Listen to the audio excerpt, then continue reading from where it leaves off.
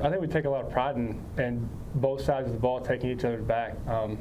You know, if we starters go out there and have a bad one, bullpen, you know, is looking forward to get in there and pick up the slack, or the offense is looking forward to pick up the slack, and vice versa. And that's kind of the culture and the kind of the team that we've had here for quite a while now. We all take a little bit of pride in doing whatever we can to try to win that day, regardless of who's struggling, offensively, defensively, pitching, whatever the case may be. As long as we're one run better at the very end of the game, that's all we really care about.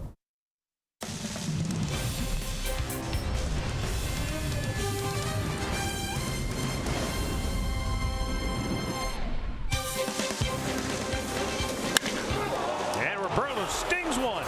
Deep center field. Goodbye! Roberto Perez with his first home run of the year gives the Indians the lead right back. It's 2-1. Boy, he smoked that ball to right center field. What a swing. His first homer, his first ribby. What a night.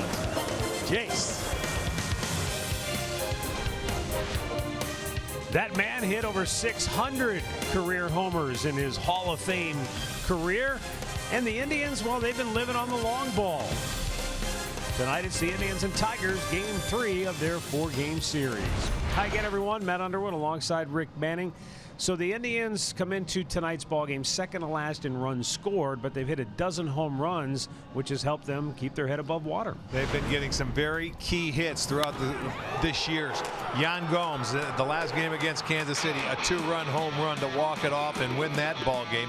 And then Bradley Zimmer, he gives the Indians 2 runs right there. With Kluber on the mound, that's all they needed. And one big hit last night, Roberto Perez, his home run unties the game, and they win it 2-1. So even though offensively they're not scoring a lot of runs, you can see home runs are 12. They're getting some key home runs and key runs at the right time, but the pitching has been dominated. Indians offense struggling. We're still waiting for them to get in here and, you know, get a couple of key hits to knock in some runs. Well, the starting pitching continues to be a big story for the Tribe, and Carlos Carrasco will go tonight for the Indians. We'll be back with the first pitch coming up next. Plus, we'll hear from Alan Jensen. They've got the showstopper, and we'll check in with Andre Knight.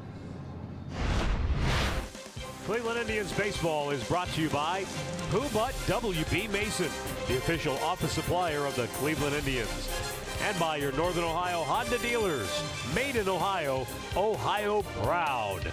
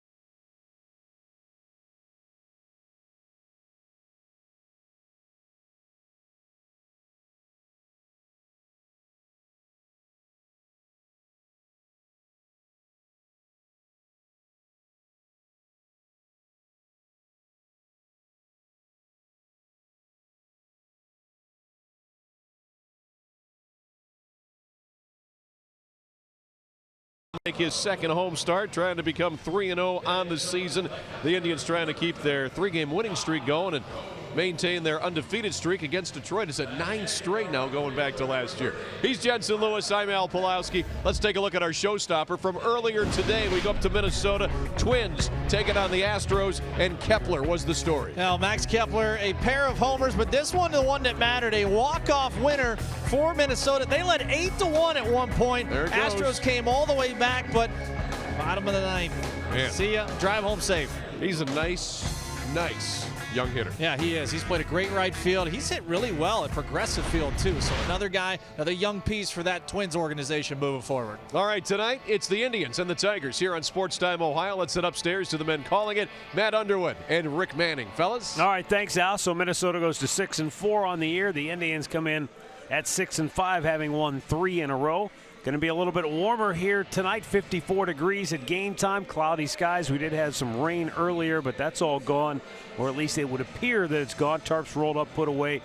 Indians are ready to go. So is our man Andre Knott, who's downstairs with our Hear Right sounds of the game. Very nice, Matt. Yes, a little precipitation, but it should not go on much longer. For the Indians, they've only scored 10 runs in the last 4 or 5 games, and they've gone 4-1.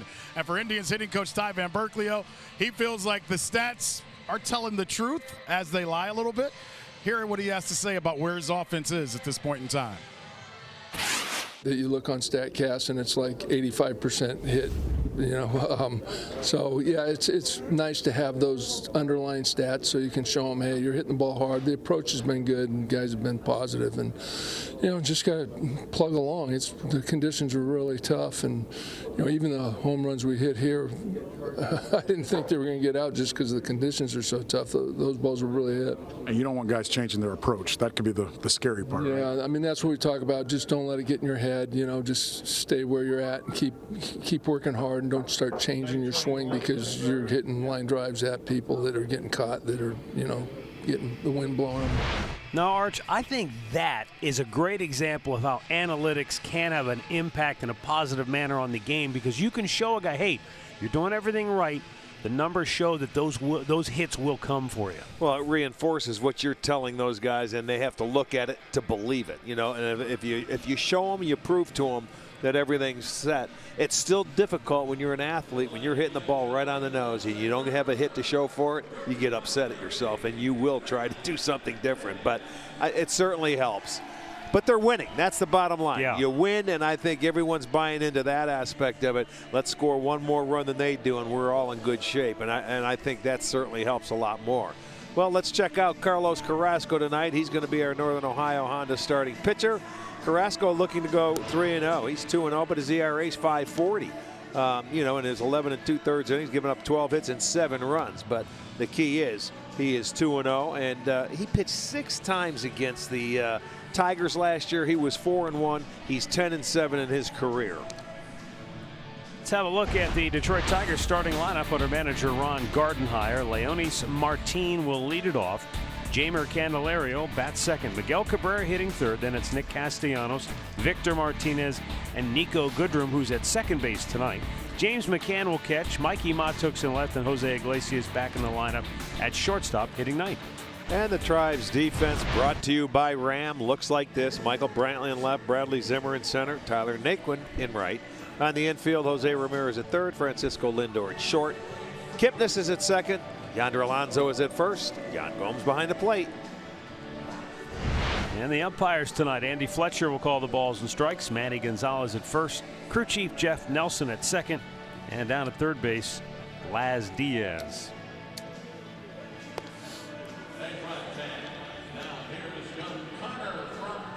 Indians off to a good start at home this year. They've won 4 out of 5 on the homestand, even though they're doing it without a lot of offense. I mean, you win games where you only get 4 hits. That's impressive. Well, 4 times this year they've had 4 hits and they've won all 4 games. So that's the amazing thing. And you know what? The pitching's been outstanding. You can't say enough about the pitching that this team has done. They've got an ERA just a hair over 1 on this homestand. So, they're doing what they have to do. Detroit came in having swept the Pirates in a 3-game series, but the Indians have stopped them dead in their tracks, keeping them off the bases, really limiting their opportunities. And we'll see if Carlos Carrasco can continue that here tonight. Once again, Rick Anderson filling in for Chris Bosio, who left the team yesterday with some health issues. So Rick Anderson serving as the pitching coach once again here tonight. We are underway as Carlos Carrasco delivers a first pitch strike to Leonis Martin. Martin 0 for 5 in the first 2 games of the series.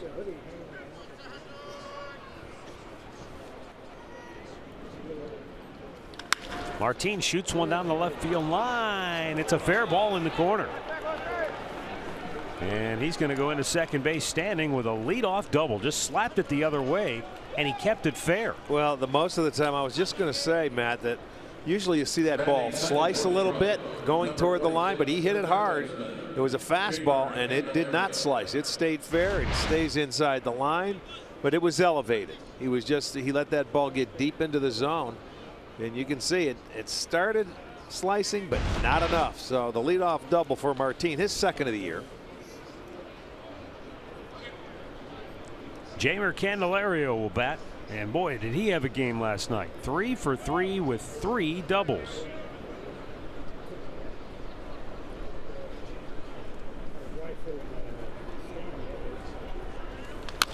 Taps it foul over toward the Tiger dugout.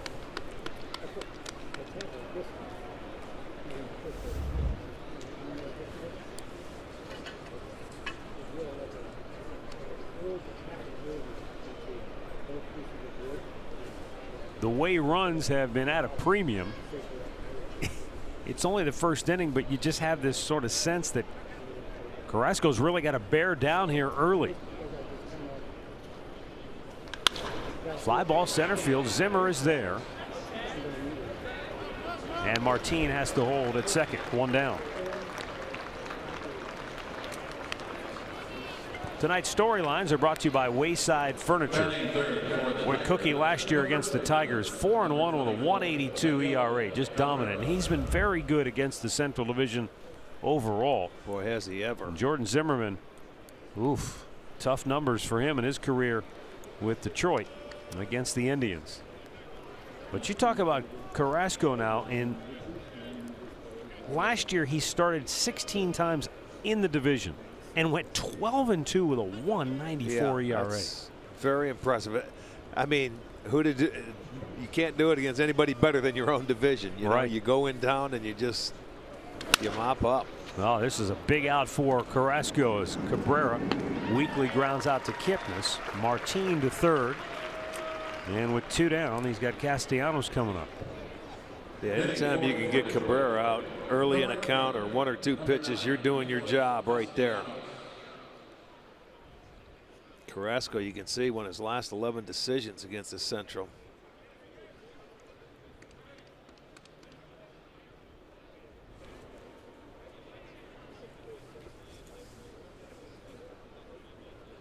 But he's had, you know, now that I think about it, you know, when you remember this, what was it, the second pitch of the game where Kinsler hit the ball off his hand and lost the year? Lindor throws out Castellanos. What a job by Carrasco. Works around the leadoff double. The Tigers do not score. The Indians are coming to bat.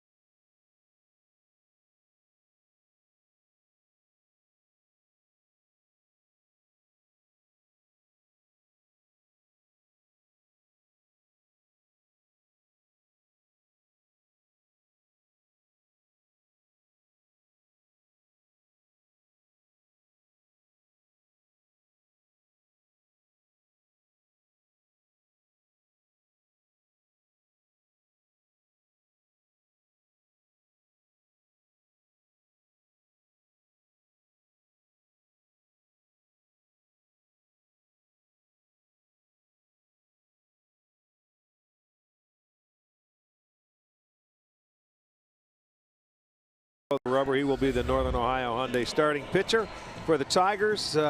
He is making his third start. He doesn't have a win or a loss, but you can see the ERA is up there. And we told you his numbers: 0-4 lifetime against the Tribe. Last year he was 0-3 in 3 starts.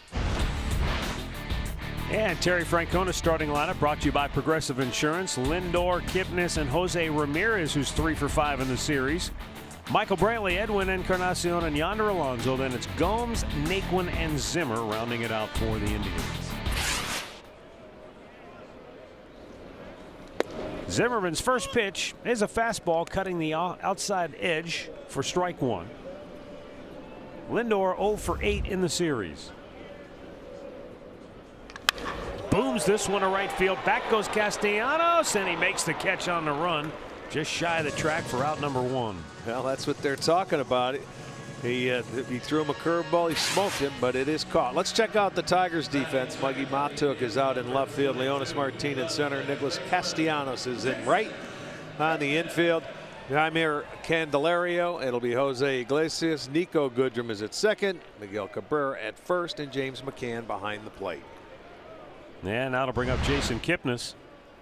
Hitless in 7 trips in the series. That's the one that Andre and Van Berkeley were talking about, that line drive off the bat of Lindor. You can't hit it any harder, and it's caught. But he put a good swing on it.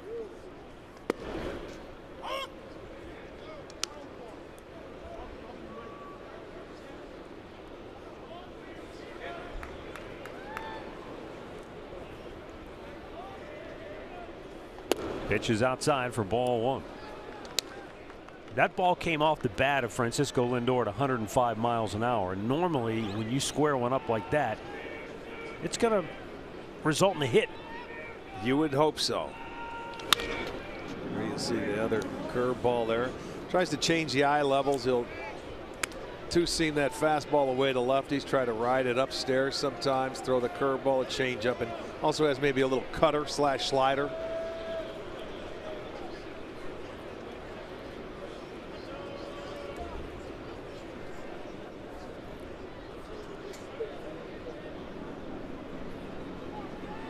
Now the 2-2. And that's smashed off of Zimmerman. Oh my goodness. He is down, and he looks to be in a lot of pain. Well, I don't know where it got him. Look at Kip in the background. He's the hitter. He saw it go right back up the middle.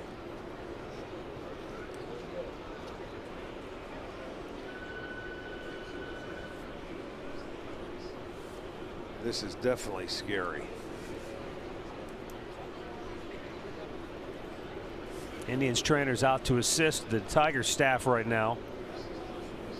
And it would appear that Zimmerman will not continue in this game. No, they've already got action in their bullpen. I think it went right back. You can see it's in the face somewhere. Not sure, but boy, that thing was. I mean, it came back in a hurry. Just look at the reactions of the teammates. This is scary.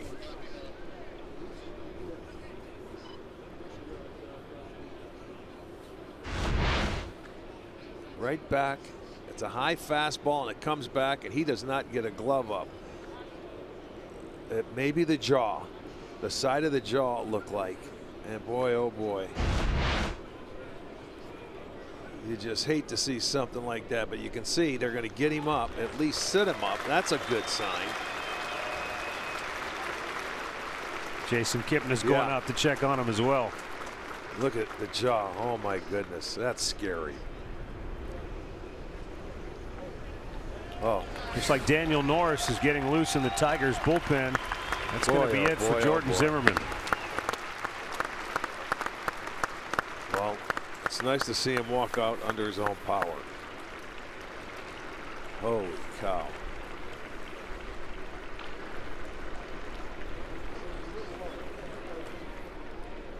Jason Kipnis retired on the play, but just watch his reaction as he follows that ball back up the middle.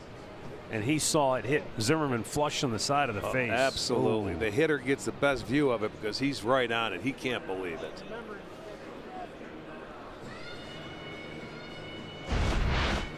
Wow. So Ron Gardenhire calling for Daniel Norris, who will get all the time he needs to get loose. And we'll be right back. No score, bottom of the first.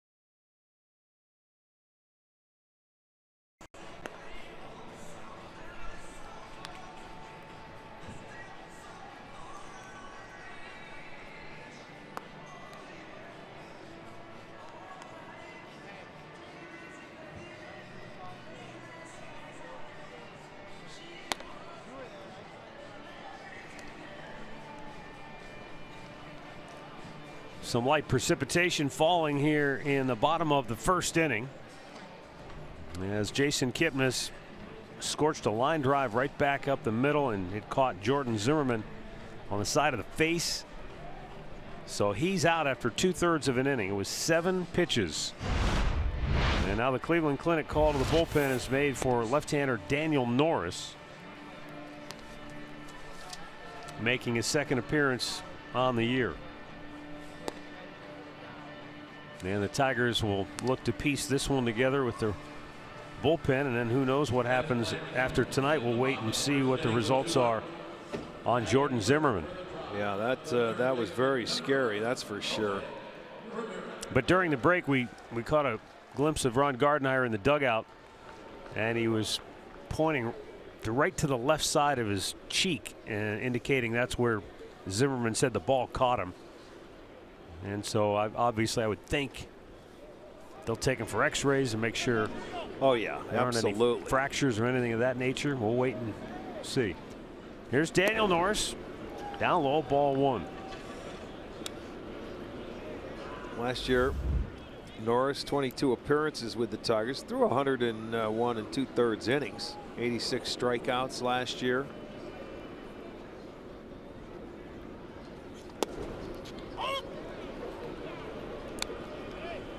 One ball and 1 strike.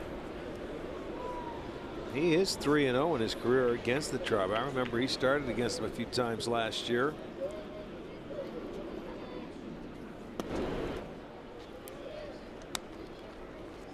Norris came along with Matthew Boyd, who started last night's game for Detroit from Toronto in the David Price trade.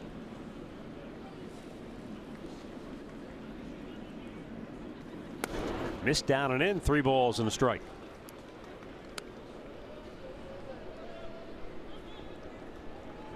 These games, you never know how they're going to go. When you go to the bullpen this early, true. You know, you got a guy out there who obviously didn't expect to be in here in the first inning.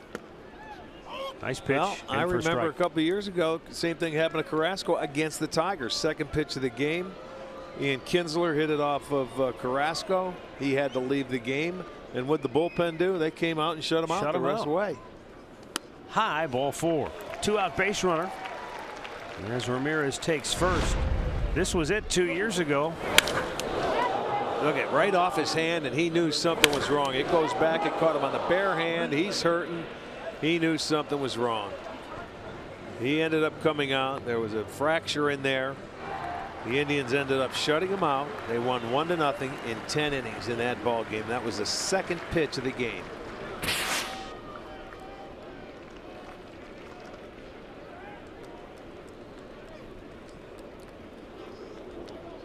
Michael Brantley bats with a runner at first and 2 down.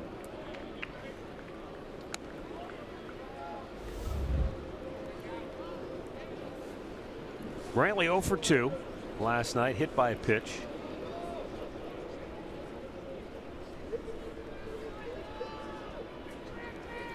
And that's down low.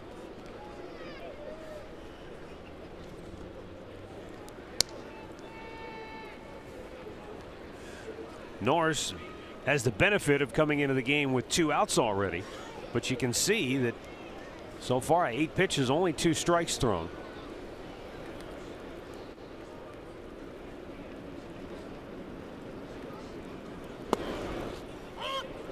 That's in there for a strike, and it's 2-1.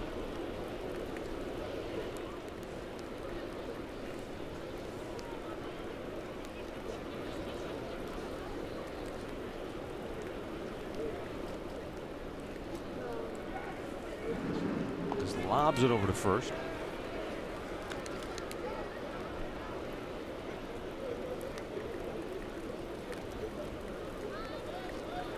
Yeah, you can see the rain starting to come down. It's a little seems like it's coming down a little harder now. Sure does. I don't think that was in the old forecast, but that's chasing a lot of the fans for cover. Is. It's weird though, you can see the sun almost popping out from behind the clouds, but at the same time rain pouring straight down. See what happens when it gets warmer? It Beautiful. starts raining.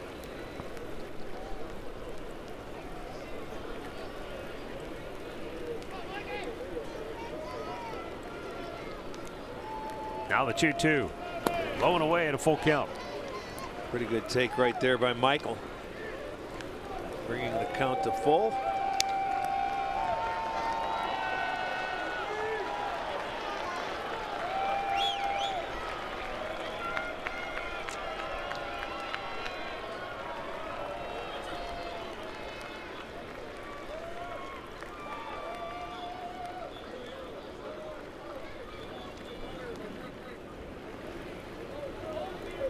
Runner goes, payoff pitch, grounded right to the shortstop Iglesias. He beats Ramirez to the bag to end the inning. 1 in the books. No score in Cleveland.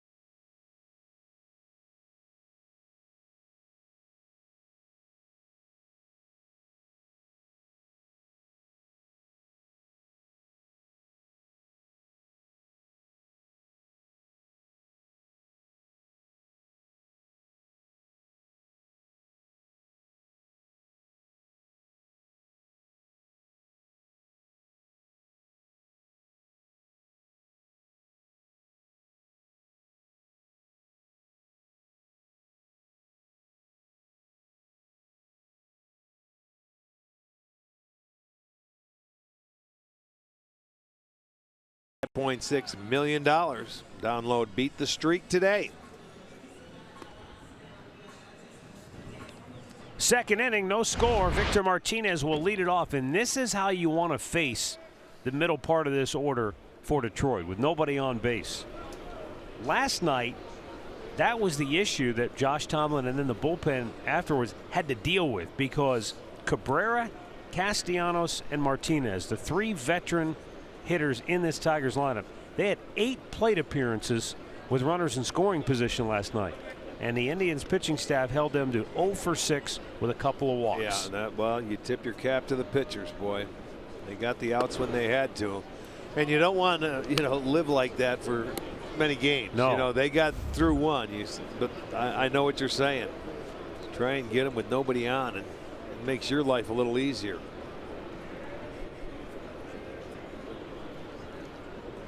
The 1-0 pitch. In there for a strike. And Carrasco had to deal with both Cabrera and Castellanos in the first inning, with Martin in scoring position, and he retired both of them.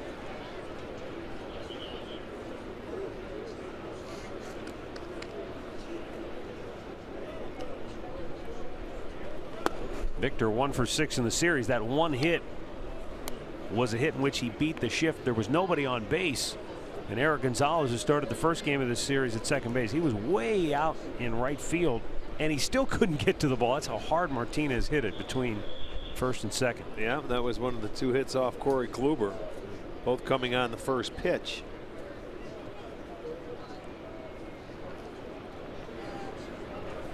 Nice breaking ball.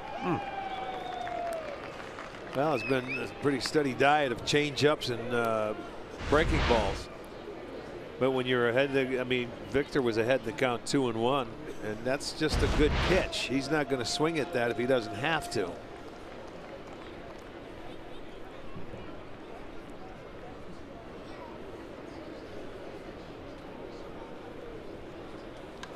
Popped him up.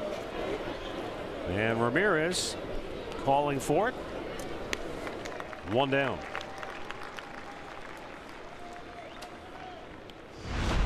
Once again, you talk about Carlos Carrasco, and there's one off the bat of Cabrera, but you heard the bat crack, and it deflected off his glove. It got him in the side of the jaw. He was down. He was taken off. He only missed 1 start. It was 7 days before his next time he towed the rubber. So that was a sign of good things there. Let's hope the same thing can happen to Jordan Zimmerman also. Nico Goodrum, he takes it's a fastball right at the knees for strike 1. Goodrum 1 for 4 in the series. He got the start last night, singled his first time up. And he hits one on the ground to Kipnis. 2 away.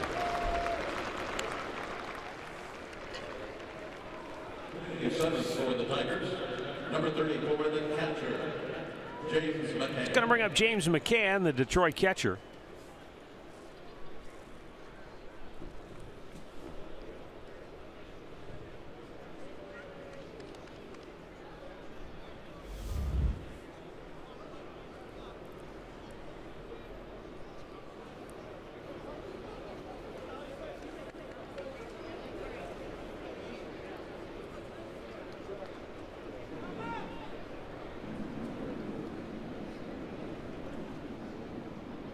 McCann 0 for his last 11 at the plate. And Carrasco with a good fastball up top part of the strike zone.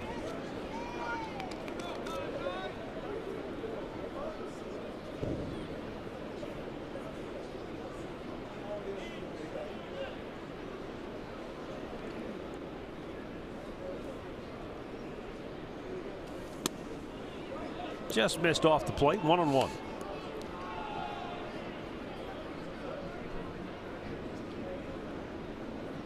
Indians play McCann just about straight up, infield and outfield. Right side of the infield, shading him up the middle. Boy, he pulled the string nicely on that off-speed pitch.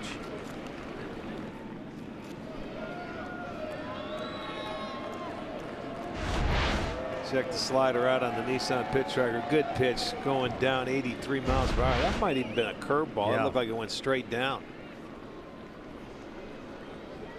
Swung on and missed, came back with a slider and strikes him out. And the Tigers go 1-2-3. No score, middle of the second.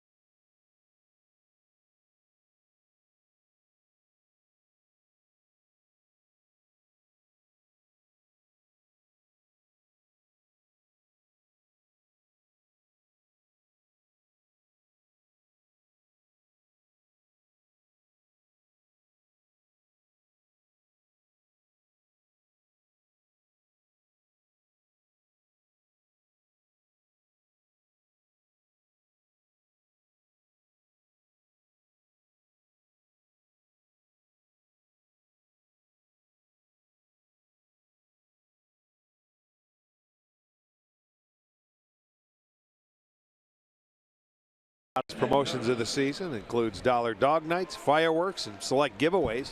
Just go to Indians.com and purchase yours today.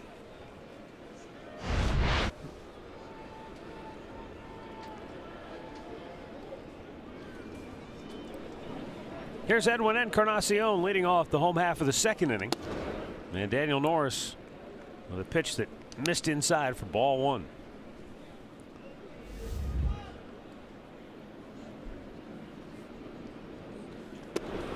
That time he finds the outside edge with a strike.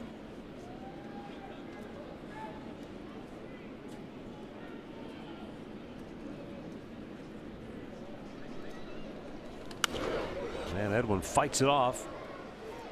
And it's 1-2.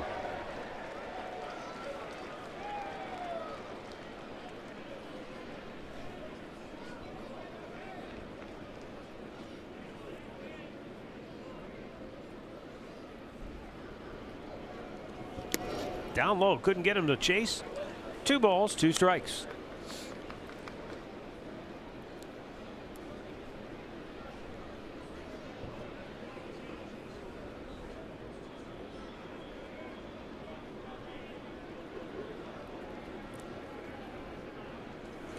And he got him with a breaking ball up.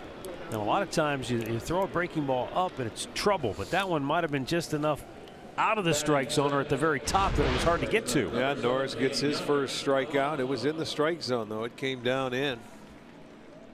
He went after it and comes up empty. So the first strikeout for the Indians tonight.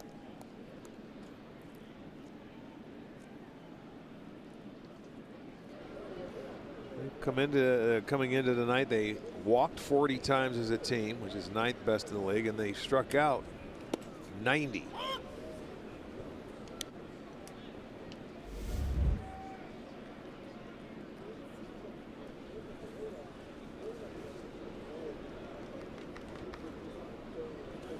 Alonso fouls it off to the left and to the upper deck. Daniel Norris was a second-round pick by the Toronto Blue Jays back in 2011. He was the 74th overall player chosen that year out of Johnson City, Tennessee.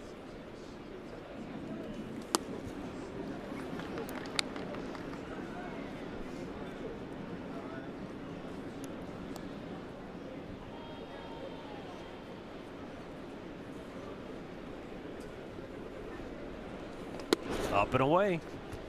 2 balls and 2 strikes. See if he follows that high fastball up with a breaking ball here with 2 strikes.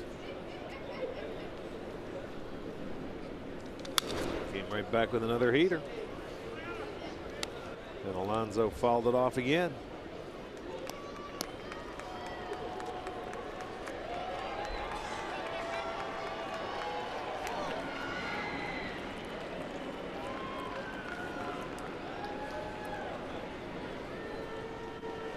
Now the 2-2. Had him reaching for it. Cabrera with the flip. And Norris is at the bag for out number 2.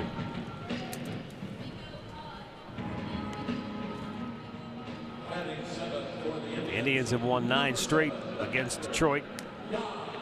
They've just beat them every which way but loose. They've outscored them. They've outpitched them. They've done everything that you have to do to win, and they've done it really in overwhelming fashion in a lot of those games. Yes. Well, you can see the starters here, RA. That's minuscule, and they're averaging over 5 runs a game, so that's a pretty good combination.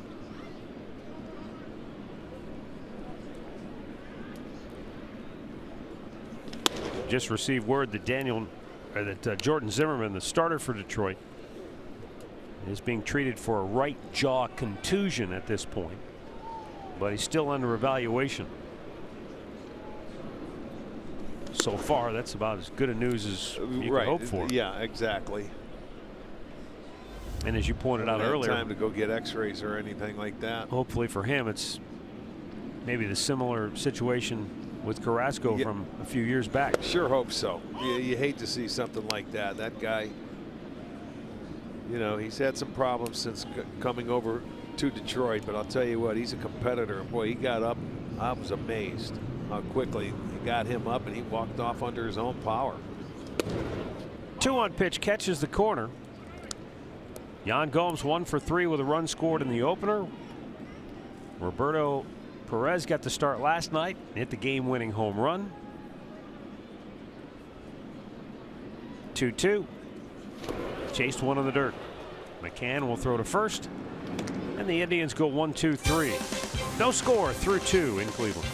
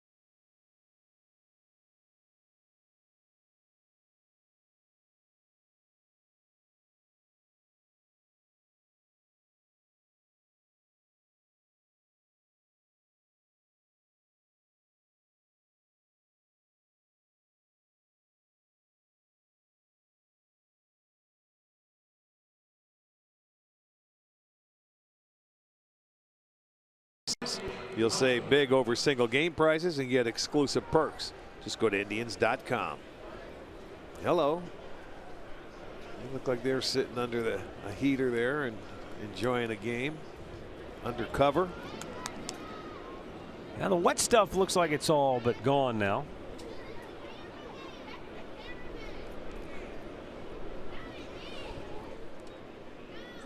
Mikey Matuk leads off here in the third. And Carrasco misses outside, ball one. Arch, Matt, I just wanted to welcome you two back to the normalcy of baseball now that you've opened the window up. Hello, and you can see Andre. what it's like.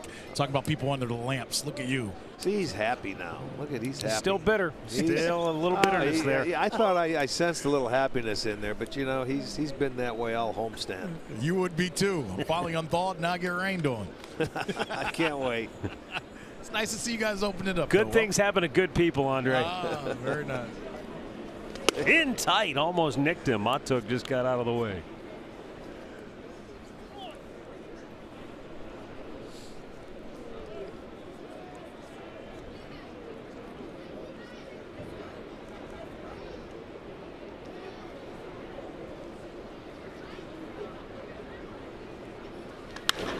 To right field. Naquin puts it away, one down. Our stat of the game brought to you by Buick. As you take a look at the game time temperatures so far on the homestand, we started with a high of 41 in the home opener, and it only went downhill from there. A record-setting day on Sunday, and tonight all the way up to 54 balmy degrees. Well, tomorrow going to be even warmer. Should be near 60, if not above, and then Friday we're talking about 70 maybe. So the next couple of nights, come on down and check out the Tribe on their first homestand of the year. Tigers will wrap up the 4-game series tomorrow, and then Toronto arrives for a weekend series on Friday night. 6 o'clock the game time tomorrow, 7 o'clock on Friday. Jose Iglesias looks at a ball in the dirt. Yeah, Toronto is at Baltimore tonight. They will fly in after the ball game. They'll have an off day here tomorrow, as the Tigers and the Indians will finish up a 4-game series.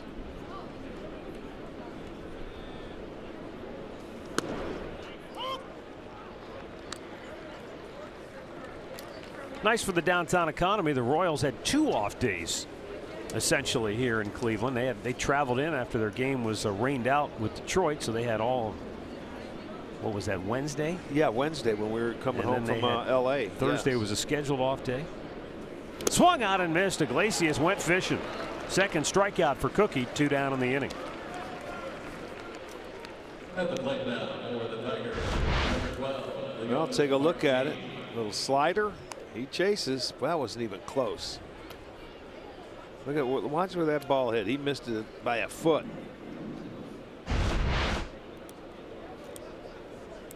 And of course, those of us who have never stood in a big league batter's box and watched a guy hurl fastballs at 95 miles an hour wonder how in the world could a guy swing a ball. I know. You can do it. It's possible. Is it more a case where you don't pick it up, or you've already made your mind up that you're swinging? Well, with 2 strikes, you may not see it good. You just commit to it. You can't hold up, and you jump out at it. You know, your timing's not right, and there's not much you can do. It's a bad feeling walking back when you swing at a pitch like that, but it can happen, and you can see Castellanos talking to him about it. Not an easy thing to sit, because you know there's no way you should even swung at it. You got yourself out.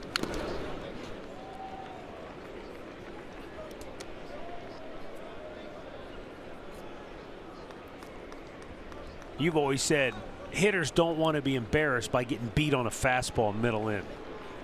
But yeah, to me, most hitters, they don't want to get a fastball thrown by them. To me, that seems more embarrassing than swinging a pitch that's. Well, pick your poison. Yeah, right. 1-2. Nobody's keeping score on the embarrassment meter, right? I know it. It doesn't matter. Any way you shake it, it doesn't feel good. That walk back. Suddenly you find you have no friends. Nobody wants to talk to you. You're lonely. You know, they call it a team game until you strike out and swing at one of those, then you're on your own. Here's the 2-2 from Carrasco. That's in the dirt, and he lays off, full count.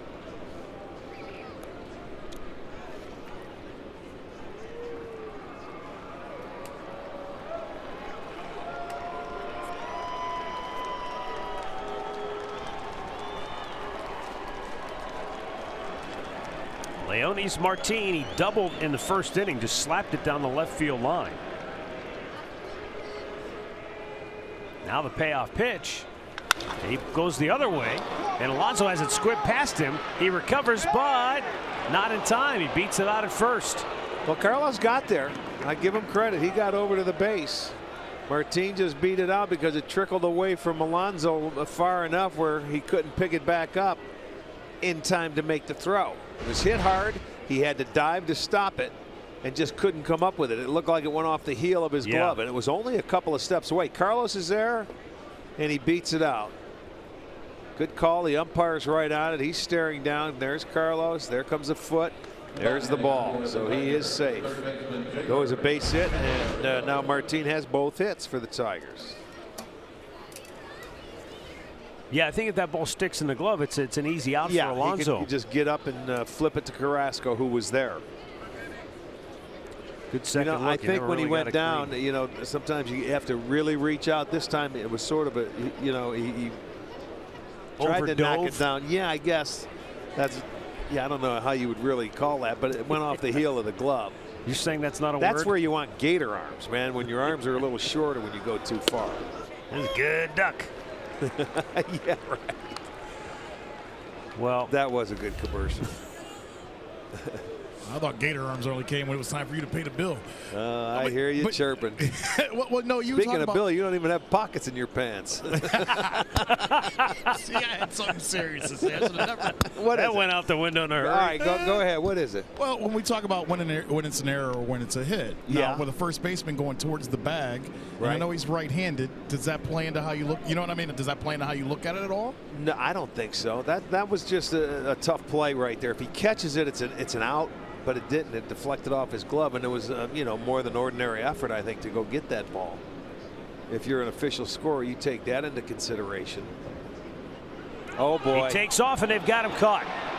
Carrasco to Alonso. Lindor's going to run it back and tag him out. Good. Well done by Carrasco. He didn't panic. He just stepped off. Martin thought he had him timed. He did not. And the inning is over. Still scoreless, middle of the third.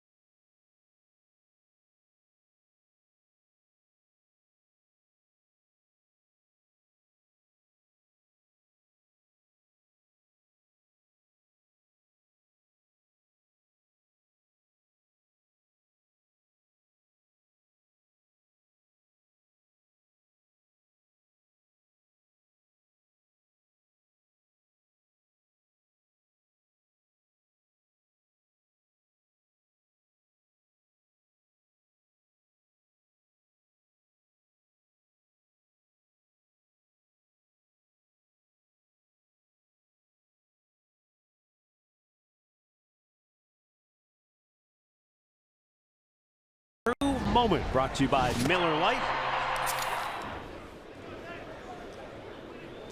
Tyler Naquin will lead off the home half of the third for Cleveland, and Bradley Zimmer and Francisco Lindor.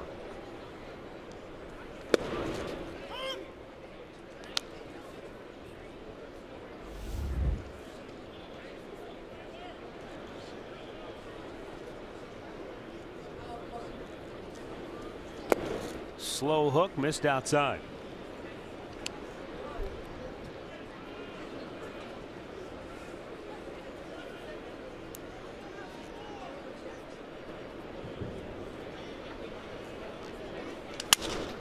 Up the middle, almost hit the bag. Sure did. Iglesias stays right with it, 1 down.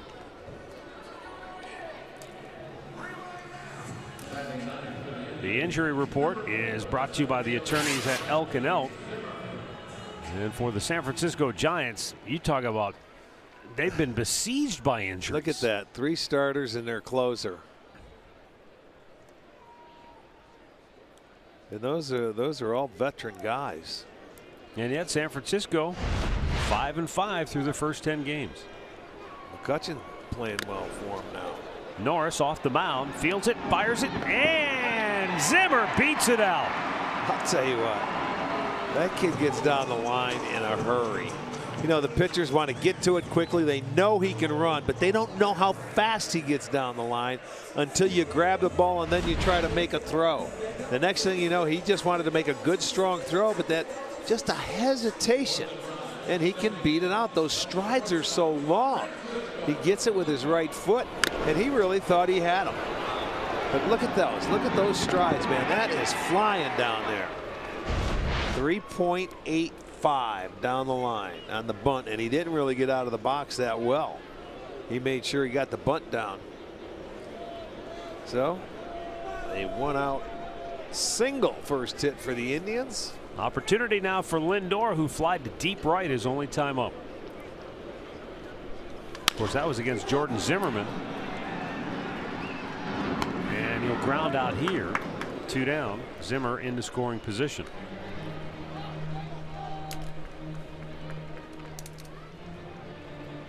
And it will bring up Jason Kipnis. It was his line drive that sent Zimmerman to the clubhouse early tonight.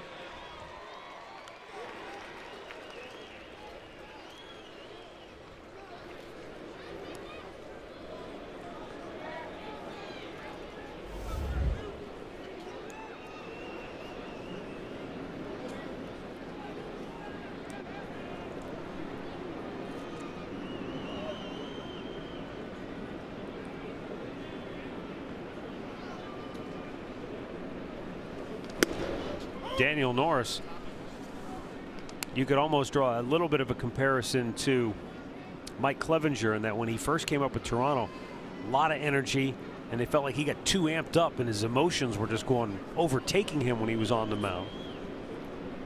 And it was actually the veteran at the time, Russell Martin, the Toronto catcher then, who tried to talk to him. And what did he talk to him about? The conversation we've had before. Breathe. Yeah. Just breathe out there. Breathing, yes. He said you start getting so amped up, you forget to, you start holding your breath, and all of a sudden you're completely out of whack on the mound.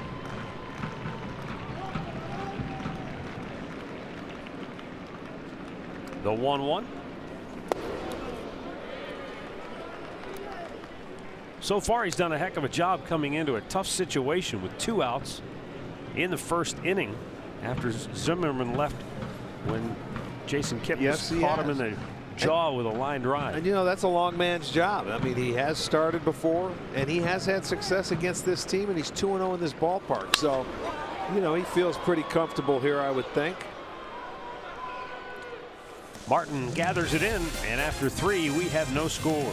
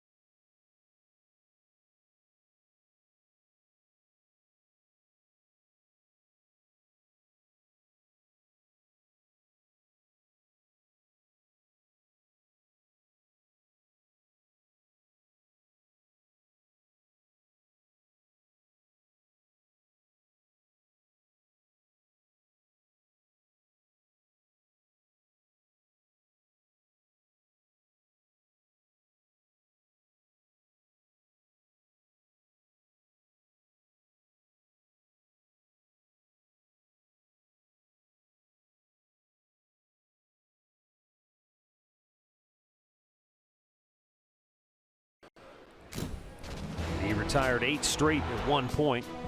And look at there's the slider. That was a 2-1 slider right there.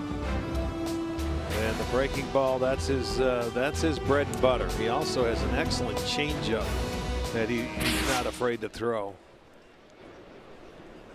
To go with the mid-90s fastball. But Jeimer Candelario fly to center in the first inning. you know, when you look at the starters for the Indians, and you look at Kluber and Carrasco and Bauer and Clevenger and Talon, all their breaking balls are all different. You know, even though they throw sliders, you know, Kluber's is just like we saw the other night. It's unhittable sometimes. Clev's got his. He's got a great changeup too. I mean, it's a variation of, you know, the guys that can go out there, and it's all different stuff. Fouled on the right side. You heard Bradley Zimmer the other night telling Andre that from his vantage point in center field, watching Corey Kluber, it's like a frisbee. It's true. I know. That slider looks like a frisbee. It's got so much break and so much movement. You watch Carrasco's, it just dives straight down. Sometimes it goes down. You're right. You don't know if it's a curveball or a slider. And the changeup's so good too that he turns over. He throws it like a split. Yeah, it's fun to watch these guys, and he has the best seat in the house in center field. Trust me. Yeah, he sits in there, and it is fun to watch. And that's how you get good jumps, because you can see the ball breaking one way or the other, and you can cheat on that. And then you've got Trevor Bauer, who's got that big overhand, almost like a 12-6 curveball. Right. 2-2. But you're right. You know, they may throw similar pitches. What is called a similar pitch, right, but they all react differently, or they have different action off the hand. That's why, as a hitter, you know, you're constantly having to make adjustments. And I guarantee when the Tribe comes to town, there's not a lot of hitters that want to go up and have a 3-game series, let alone a 4-game series against this staff. The 2-2. Swung on and missed, and Carrasco stayed right with it. Strikes him out. That's his 3rd of the night. Now here is a changeup to the left-hander. The bottom's going to fall out. It's going the other way, the spin and the rotation, because of how he holds that ball. It's like a splitter, and that one just, boom, the bottom falls out. So there's different weapons for guys from either side of the plate. And Carrasco, like Kluber, throws a lot of strikes. He's always around 65% strikes, you know, in a game. A few walks. Carrasco's 11 strikeouts this year and only 1 walk. It's going to be fouled on the right side. Well, also, after the game last night, Roberto Perez, who was catching, he told Andre that one of the keys for him was he kept making Josh Tomlin throw that curveball early in the game. Didn't have a good feel for it maybe in that first inning, but he kept with it, and eventually that became a really good pitch for him. It became better as the game went on. Yeah. It almost seemed like he was throwing it slower, but he had better break to it, and it seemed like he commanded it much better.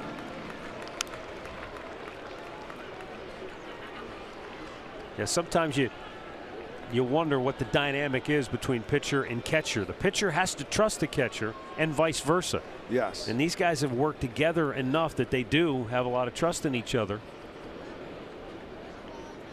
The 0-2 broke his bat, and Lindor will throw out Cabrera, 2 down. He made him. Here's our great clip of the game from last night. Jason Kipnis. The sliding knee pop-up throw. Not once, but twice. Right. That was to end the inning and save a run. This was the lead off the next inning and keep the leadoff man off base. Yeah, 2 very nice plays for Kip. Going to his right. And right after that was a dynamite play made by Francisco Lindor. There were 3 in a row. Well, the defense has been superb here this year for the Indians. They have 2 errors, and both of them is when Roberto was behind the plate, but they were on stolen bases and they were throws that got away into center field. Both of them. Or they wouldn't have an error.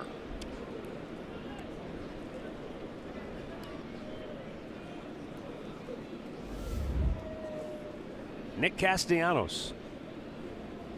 Bounced to short, his only time up tonight. That's the one thing you have to do as a team. When you're not hitting the ball, you better catch it and catch it well. And don't give any extra outs. If you can do that, that certainly helps.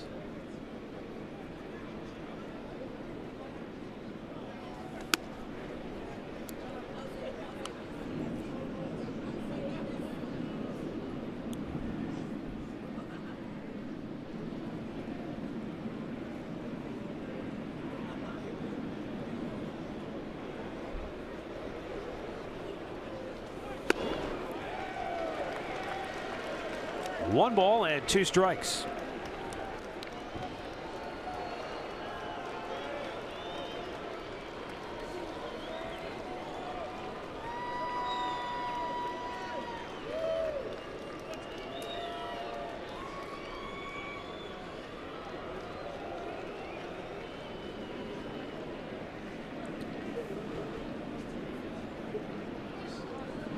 There's the slider. And a little squiver back to the mound. Gomes says, I'll take it. He does. Get out of my way. And the Tigers go 1-2-3. Middle of the 4th. No score.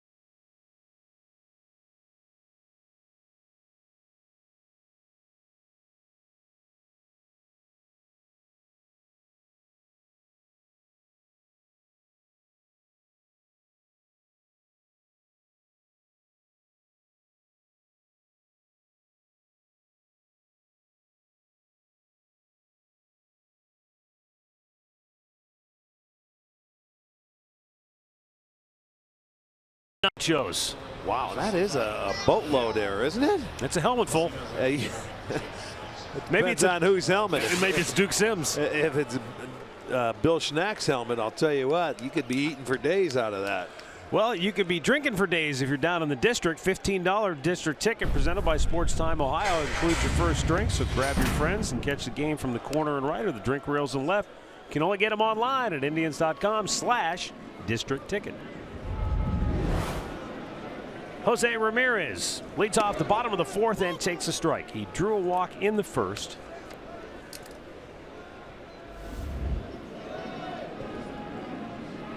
Homered last night in the 1st inning. And that run stood up until the Tigers tied it in the 7th. And once again here tonight, the offenses just cannot get any traction. Yeah, trying to score first is really the biggest battle all homestand. Let's see who can score first.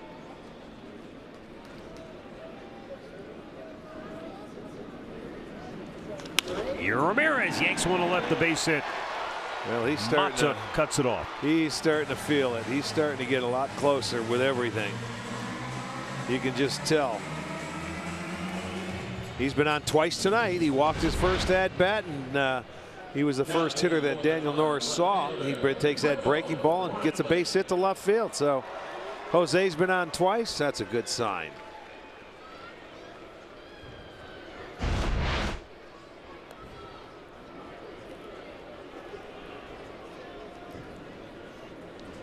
And Michael Brantley bounced into an inning-ending fielder's choice in the 1st.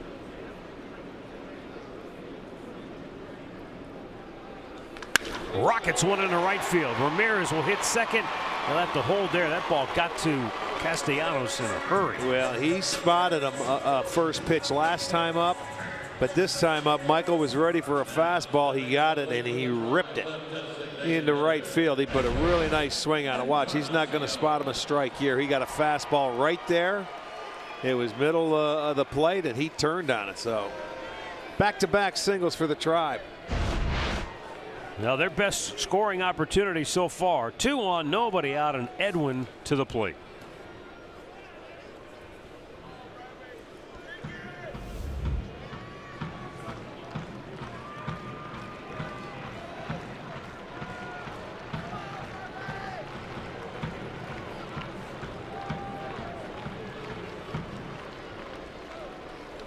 Fouled back out of play.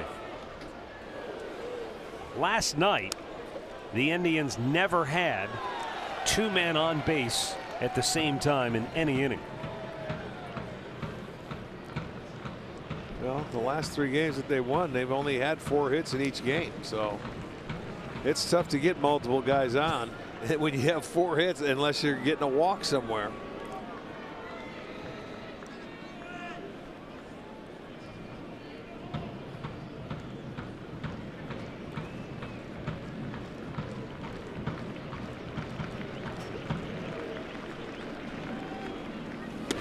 He checks, it's high. He did not go. 1-1. Edwin asked and he was answered. The first base up said, no, you did. I get a kick out of that. Cabrera was the first guy I saw ever do it. Yeah, he was doing it a couple years ago. Upstairs, 2-1. You see McCann trying to slow him down a little bit. He's saying, okay, just, relax, slow it down, get a couple guys on. You want to put a 0 on that board. You just got to be patient.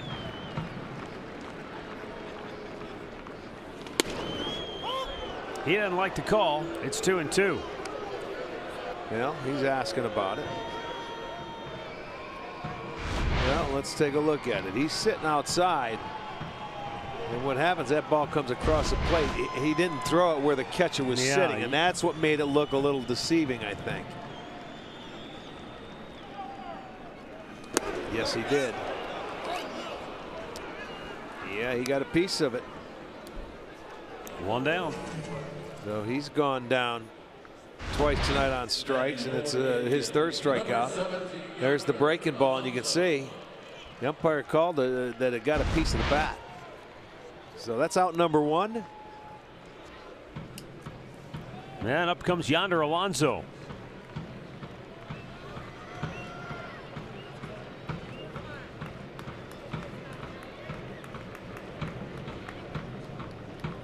Runners go. Throw to third by McCann is way offline, and a double steal for the Indians. Give Ramirez his 2nd and Brantley his 1st. I'll tell you, Jose got a nice jump, and McCann's been throwing the ball very well from behind the plate. He's thrown out 5 base runners. He sees it right off the get-go. Now, I think Candelario's saying he got him on his foot. I don't know if they're going to challenge or what, but he's in there. No, it doesn't matter. The hand's in there by the time he gets him. He's safe. They won't challenge that. Let's go. It's 10 seconds.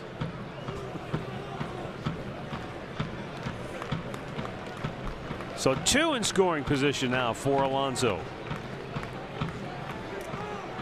Well, in the Tribe, they're number 1. That's 12 stolen bases for them now. They've only been caught twice.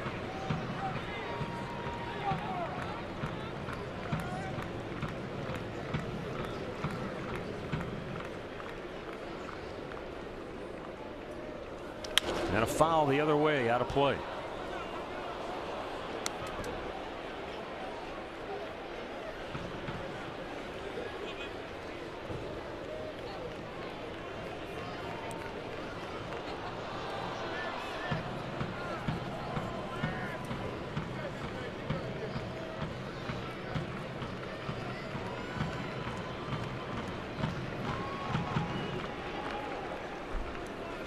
In the dirt.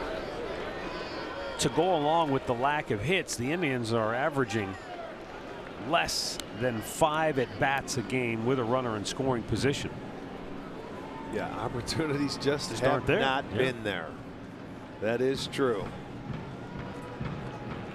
Well, that's what they need. They need to have a couple of guys on and somebody get a base hit where they get that feeling where you know everybody gets pumped up and everybody's starting to feel a part of it.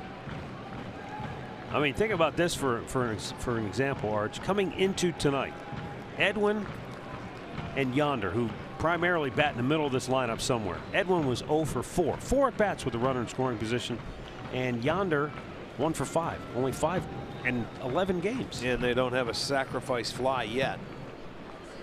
The 1-2. And a ground ball single into right field. Ramirez scores. Here comes Brantley. It's going to be a 2-run single for Yonder Alonso, and the Indians get on the board first. There's a nice base hit there on the breaking ball from Norris. He kept his hands back, and Yonder finds that hole between first and second. So a nice base hit with runners in scoring position. A breaking ball away. Keeps the hands back. That's a good swing with 2 strikes. Alonso gets his 6th and 7th RBIs. That leads the team, and the Indians have a 2-0 lead. So the stolen bases certainly paid off. And up comes Yan Gomes, who struck out his only time up in the 2nd inning.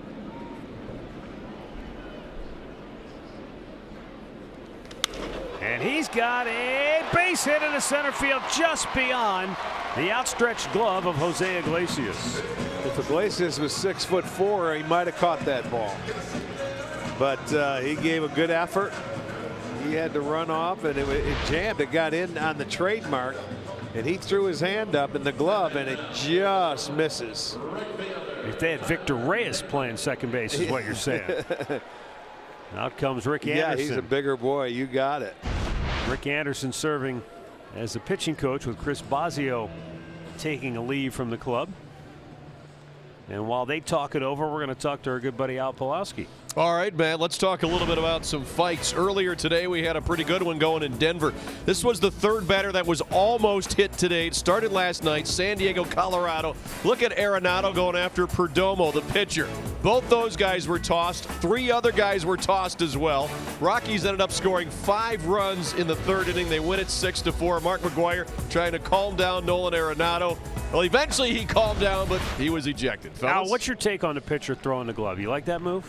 You know, he's got to do something, right? I guess if he's got a glove, he threw the ball at him. Why throw the glove? He missed them both times. Well, I know. So first it was the ball, then it was the glove. And he missed him, so Arenado has a right. All right, the meeting at the mound is over. 2 on, 1 out. Tyler Naquin, the batter for the Indians. No action in the Tiger bullpen. And that's low, ball 1.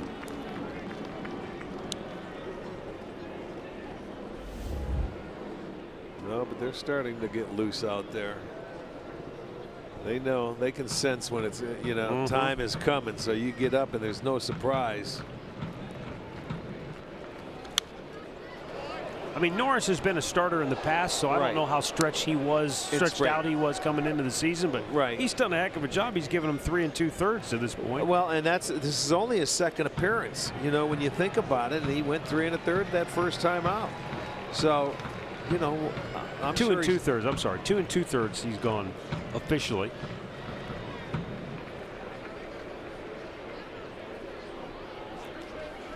Upstairs.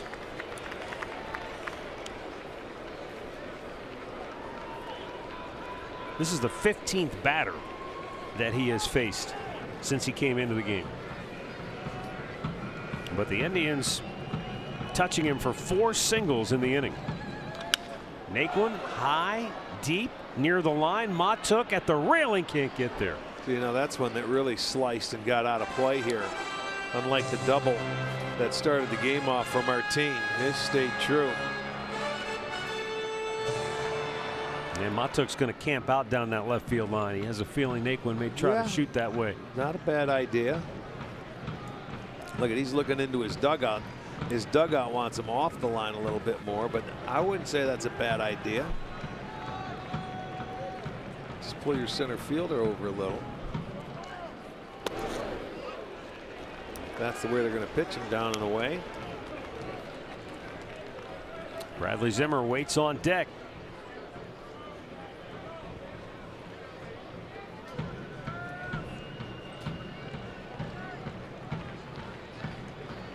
Now the payoff pitch to Naquin. And he shoots one up the gap in left field. That's going to get down. Cut off by Matuk. Around third, Alonso will score. It's 3-0 Cleveland. 3 straight singles in the inning.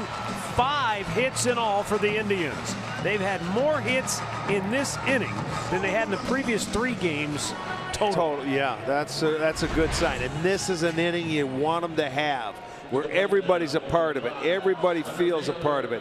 Now they're starting to go the other way. You know, they're getting some base hits, and that can be contagious. When you get a couple of base hits with runners in scoring position, it feels good.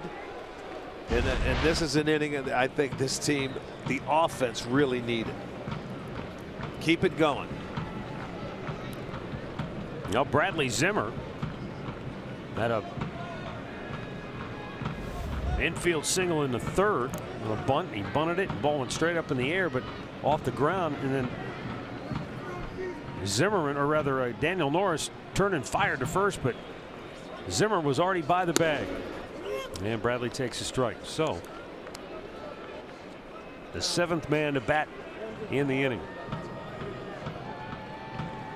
Just now a right-hander up throwing for Detroit.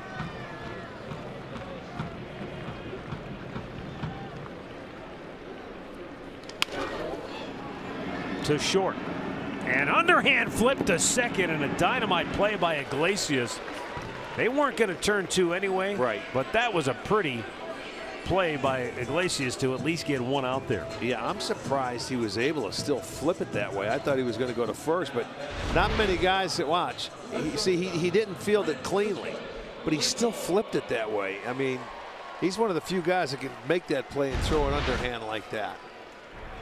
Drew Verhagen getting loose for Detroit. He pitched an inning and 2/3 in the series opener. Indians with a season high 5 hits in an inning. And now Francisco Lindor. And a nice block by McCann.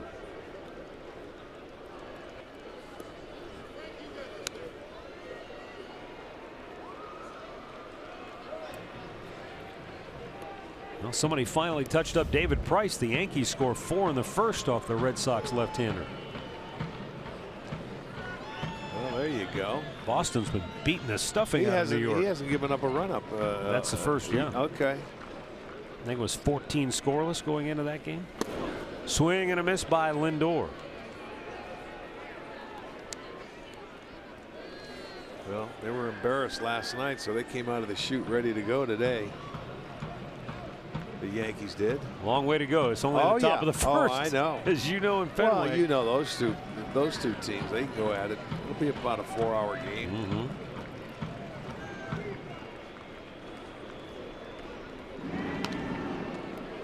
Four hours and some hurt feelings along the way as well.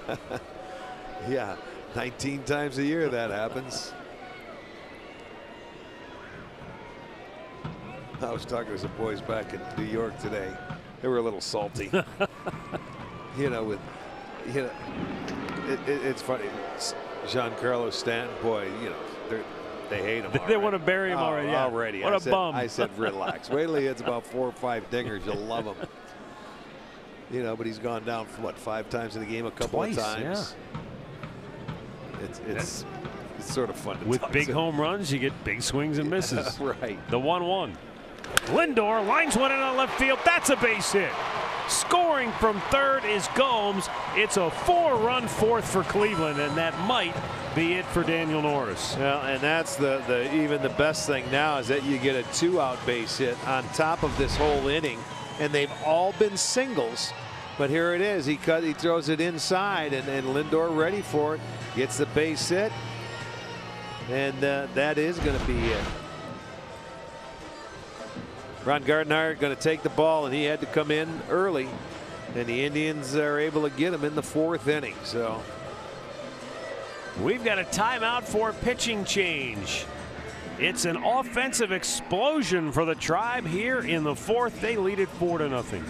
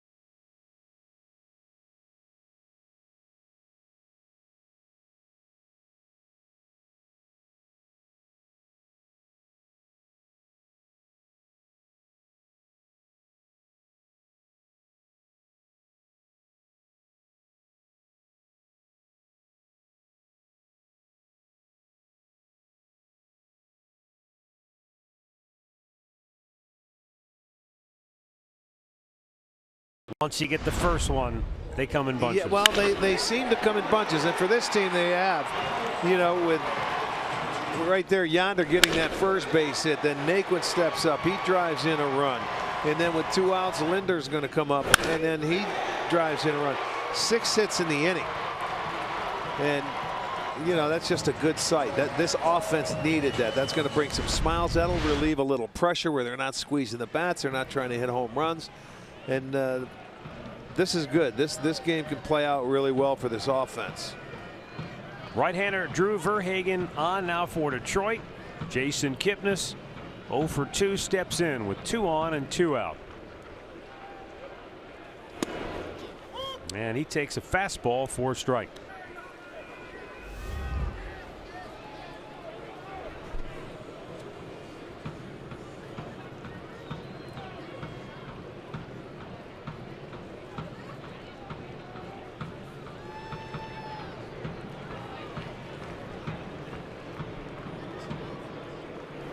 Down low.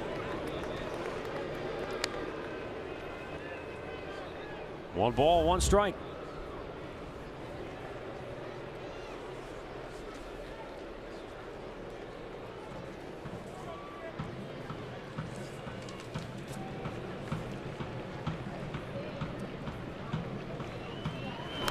Got a piece, and he stays alive.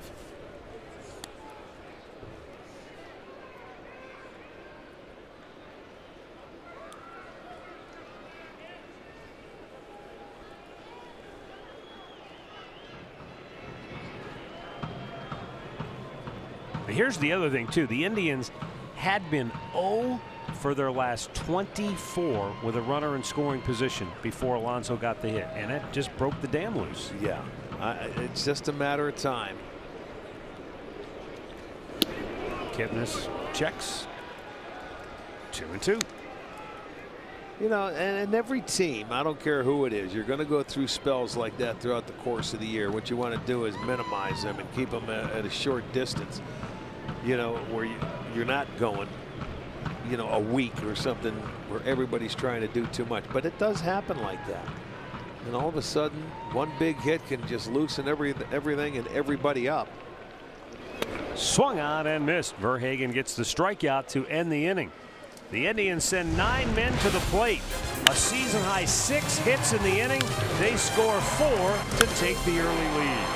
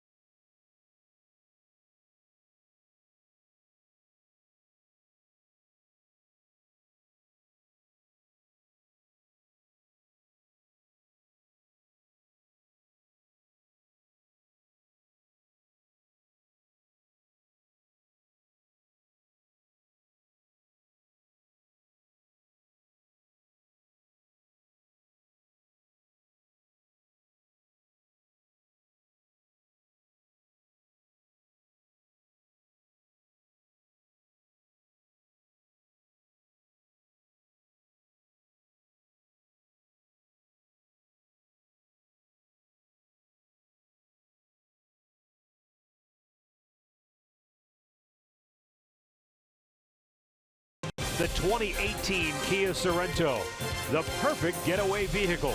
Visit KiaDealers.com to learn more. And by Levin Furniture. For the best deals on furniture and mattresses, shop Levin's. 4-0, Indians on top. As we go now to the 5th inning of play. And Victor Martinez steps in to lead it off for Detroit, and we go downstairs to Andre Knott. Well, for Terry Francona, he'll always have a soft place in his heart, no pun intended, for Victor Martinez with their times together in Boston. But both of them went through the same heart procedure last year during the baseball season. And in talking to Tito today, he said that it was nice to be able to see Victor and be able to talk about the surgery that they had and what they were going through. And Tito said the remarkable thing is both of them were going through almost the same exact signs last baseball season, guys, where the heartbeat would get out of pace and they weren't able to control it. And to him, he said it's just God's work that they're both here doing what they love less than a year later. Yeah, scary situation, I'm sure, for both. Victor was hospitalized twice last year with that irregular heartbeat and then had the ablation procedure to correct that. And, physically says he feels fine. I think the big question will be what happens after this year. Is there another contract? Does he continue, or do you think he calls it a career? I would think he might be over. Jason Kipnis will throw him out 1-0. I think Tito thinks differently. He thinks because he can still get hits and swings the bat the way he does, and because he can do it from both sides, he thinks he can still help a team. Maybe, the National League is a pinch hitter, but he doesn't think he's done just yet because he says, you look at Victor, none of his hits have been cheap because he hasn't been able to run his whole career. Yeah, that's true, but I'm not looking at it that way to say. I'm just thinking the way the free agent market was and who's going to sign him, what happened this year. They've been phasing out some people. That's a good point. I would have phased you out too. I know. I'm not so sure that there would be a lack of teams interested in maybe signing him. Just don't know if he wants to continue. He's had a long career. He's been beat up and injuries, and now this latest procedure. I just don't know. And Arch, he may not know until the season's over. Right. And Arch, I would say the question with a lot of these older veterans is, what's the price tag you're putting on yourself? Well, that's you know what true. I mean, Sure. A lot of these guys made money for a long time, a lot of big money, and let's see if they put what they want to play for. What else is potentially interesting as Nico Goodrum takes strike 3 called on a fastball inside corner, 4th K for Carrasco. Who's to say at the trading deadline that a team doesn't come calling for a guy like Martinez, and that could have a huge impact on whether or not he plays next year, because if he ends up on a team that wins it all, that might be the perfect time to ride off into the sunset. Matt, I could definitely see that happening. A team that could use another bat, a guy like him late in the season. I could see that happening with where Detroit is at right now as a ball club. Yeah, that's why I say I don't think he'll re-sign with Detroit. Somebody else is going to have to come calling. 2 down for James McCann, who struck out his only time up.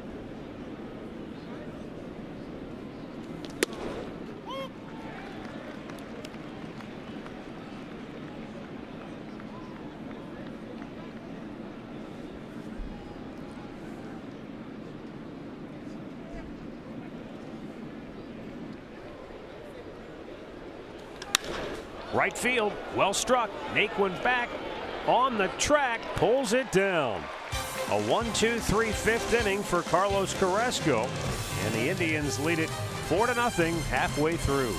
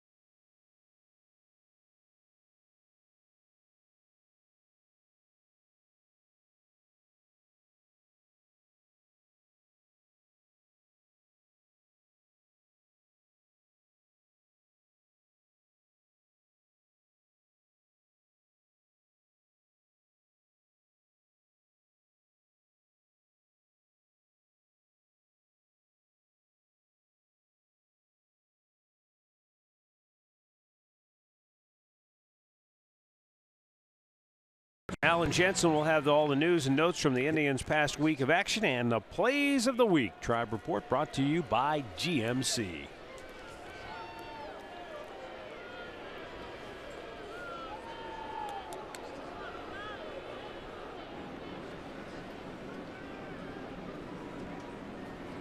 Jose Ramirez will lead off the fifth.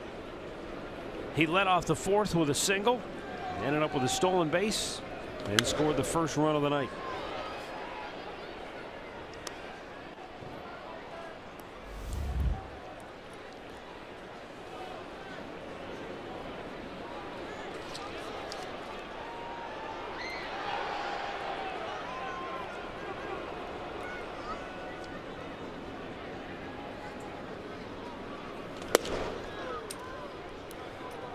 One ball, one strike.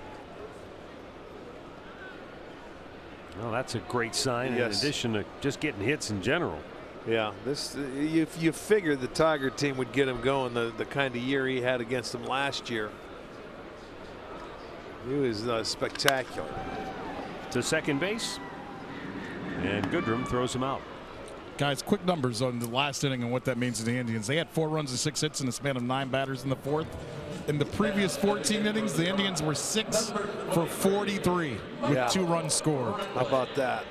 Yeah, they desperately needed that kind of inning. What was the excitement in the dugout like? What were the guys like when they were getting all those hits, Andre? You would have thought they were on the way to the World Series. I'll kid when I say that, but just guys. They were happy, weren't they? Yeah, just the biggest exhale. Just, okay, we're back to normal. Alonso got that first base hit with runners in scoring position. I guarantee they breathed a sigh of relief over there. Brantley was smiling for the first time in about a week as well. Well, he had a hit. He had something to do with it. He only smiles when he gets hits, boys. Well, that's quite often then. More than most, you're right.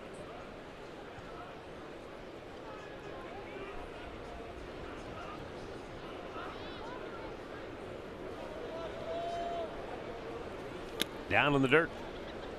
2 balls, no strikes. And that's the thing, too, with good hitters. And there's some very good hitters in this Indians lineup.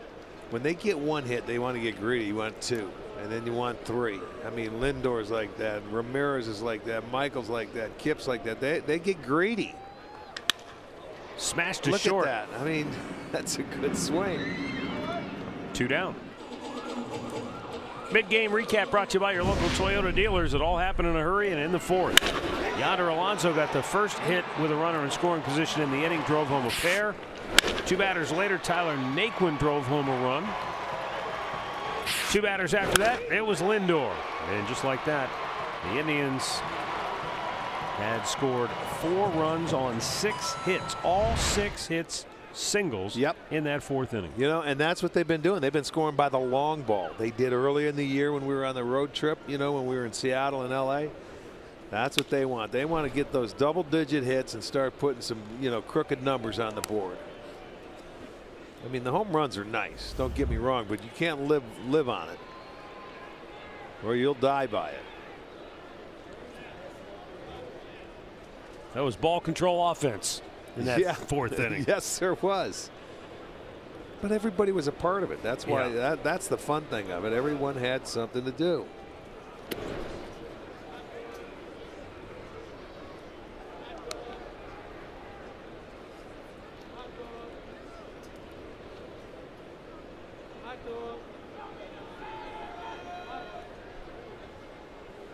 Edwin looking to get on track. He had a good road trip, but boy, ever since the Indians came home, the cold weather has not agreed with him. Down low.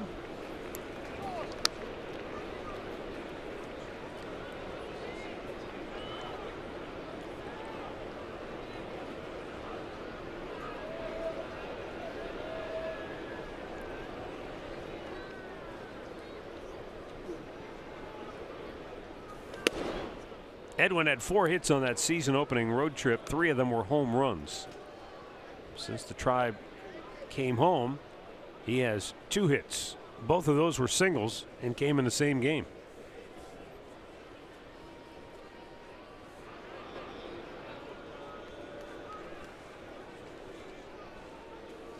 Down on the dirt, and he'll take a 2-out walk. Okay. Well, Alonso in his last at-bat, let's look at it on StatCast. It's a breaking ball away. I went off the bat 100 miles per hour, but hit probability 50%. Now they're saying hit probability, Matt, means that, over the last 3 years, when a ball is hit in that spot, you're going to find a hit. But it depends on who's hitting and where the defense is playing and things like that. So that's the situation. But you know what? That 50% was a good hit probability for him. Yeah. He drove in 2 runs.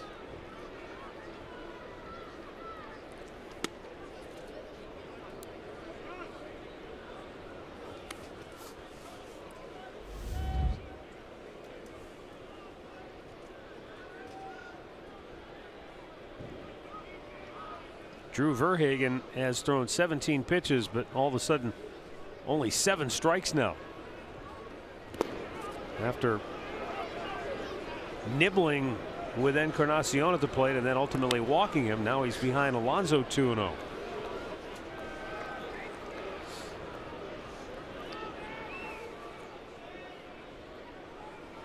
And now good hitters like Shark that sees blood. You're sitting in a 2-0 count. He's looking for 1 pitch. If he gets it, caught the inside corner. It was nothing he was looking for, in that situation. That's a pitch. Even if you can get the bat to it, you might have a tough time keeping it fair anyway. Yeah, 2-0 count. You're looking for something that's your zone. Low, 3-1.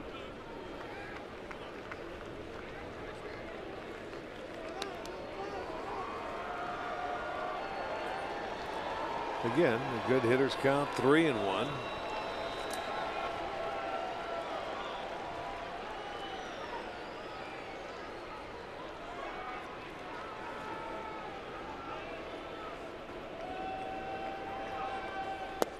And that's ball 4. So back-to-back walks with 2 outs in the inning. We'll give Yan Gomes a chance. And that's another good sign. When you go up there and you take your walks and you move that line around and you give the next guy the opportunity. That's what happens when offenses are going well. Everybody, they do their thing. And with this team, with the Indians, walks has a lot to do with their offense.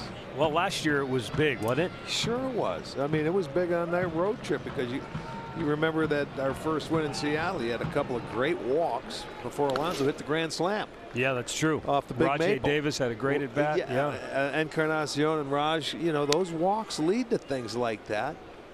Here's an inning that started 2 quick outs. He had an opportunity to get out of it, but then he walks Eddie and he walks Alonso, and now Gomes has an opportunity to do some damage.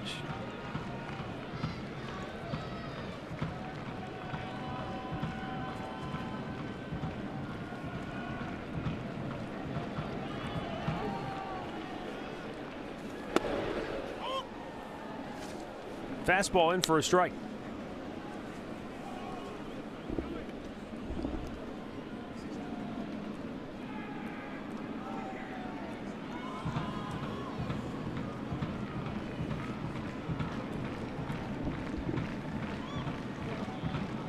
Now the 1-1 in the dirt. Hey, while we have a second here, I want to send out get well wishes to Sherman Jones of Ashland. He's in the hospital. He's brother of our good buddy Warren, and I want to send out speedy recovery wishes to Sherman. Yes, get well soon. And Warren, hello.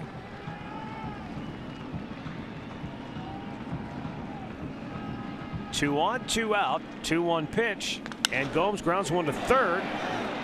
Candelario long throw. What a throw, though. Boy, this kid's been impressive defensively in the limited times we've had a chance to see him in this series. No runs, no hits, 2 stranded. After 5, it's the Indians 4, the Tigers nothing.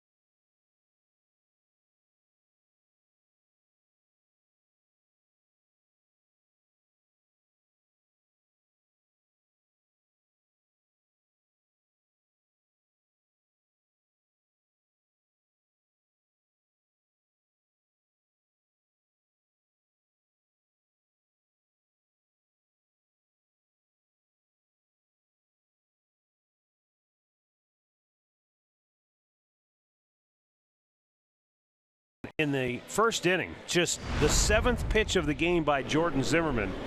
Jason Kipnis line one right back at him. It hit him on the right side of his face. He left the game with a right jaw contusion. Now he has passed concussion protocol, we have been told. That's good. And now they're going to take him for x-rays. But so far, knock on wood, everything seems to be going in a positive direction for Zimmerman. Just to see him walk off after that happened was a good sign. So, and it keeps getting better. Like I said, I hope it's just like what happened to Carrasco. He'll be able to come back within a week and maybe get back to business. Here in the 6th inning, Mikey Matuk, Jose Iglesias, and Leonis Martin will bat for Detroit. That's the 8, 9, and leadoff spots.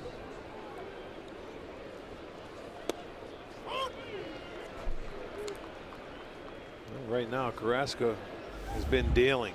He's given up 2 hits, both to the same person. Martin, the leadoff hitter. Well, think about that. 50. Where's he at? 55 pitches now? Yep. He's thrown 14 balls that haven't been in the zone. Yeah, he's locked in. He's going out into that 6th inning now, so.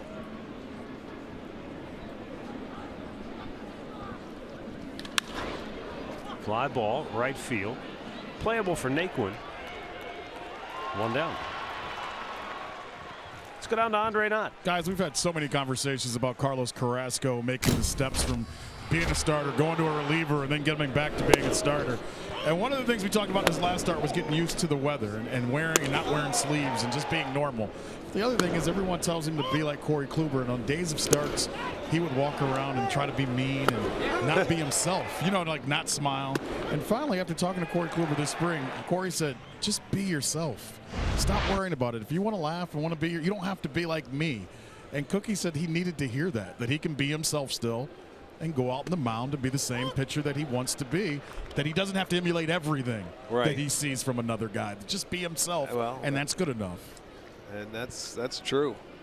But you know how starting pitchers are. Some guys try to, walk around and become a different guy. Oh, he swung and yes, missed. He did. I think it hit him. It sure did. That ball ran in and it hit him in the thigh. He was committed to swinging already. Now, I don't know where the ball got Gomes, but it got Iglesias. Watch this. That's a little, I think it's a changeup, wasn't it? That ball got him right in the top. Oh, it got Gomes in the neck. And then it deflected. You see, catchers, man, they get hit even when the ball doesn't come close. It sure did, and there was no padding there. Right in the side of the neck. My goodness.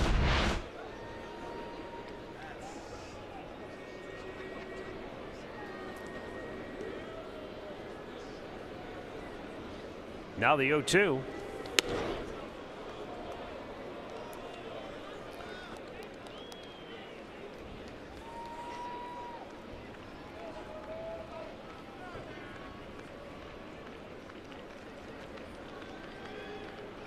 The 1-2 offering.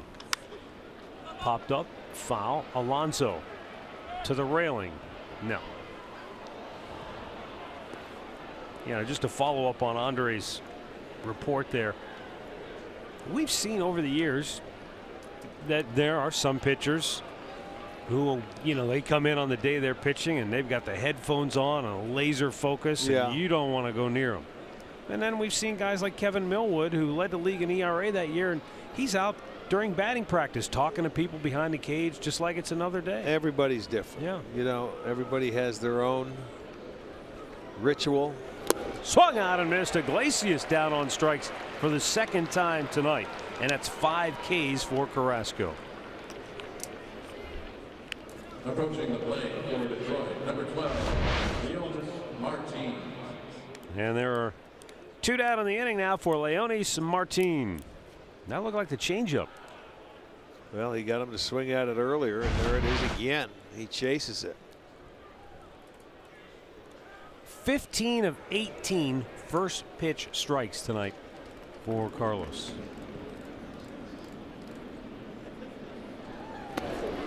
And Martin swings over the top. Yeah, he's in a nice rhythm, has a good feel with everything out there right now.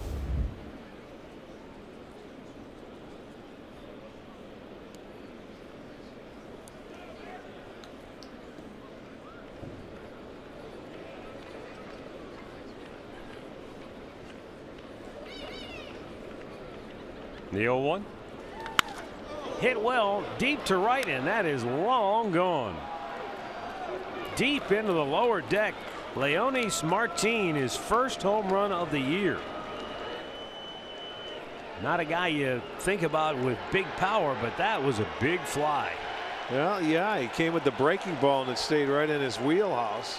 His third home run Carlos has given up, and he gets Detroit on the board with 2 outs. This is the only guy that's been able to do anything. It stayed right there, down and into the nitro zone for most left-handed hitters.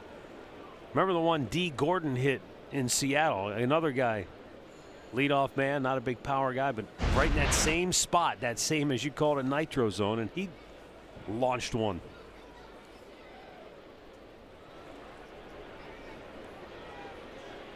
Indians still lead at 4-1. Candelario bounces to Alonso, and the inning is over. Middle of the 6th, Cleveland 4, Detroit 1.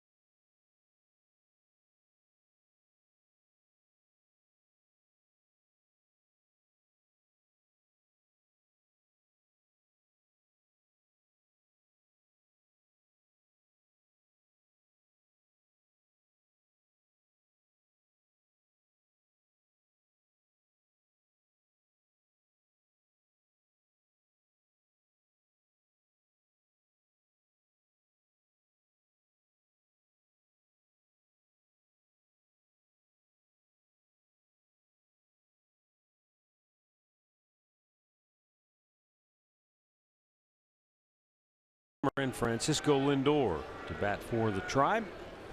Drew Verhagen has worked an inning and a third of scoreless relief.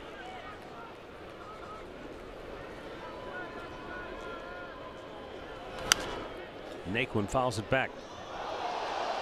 Tyler with an opposite field RBI single his last time up.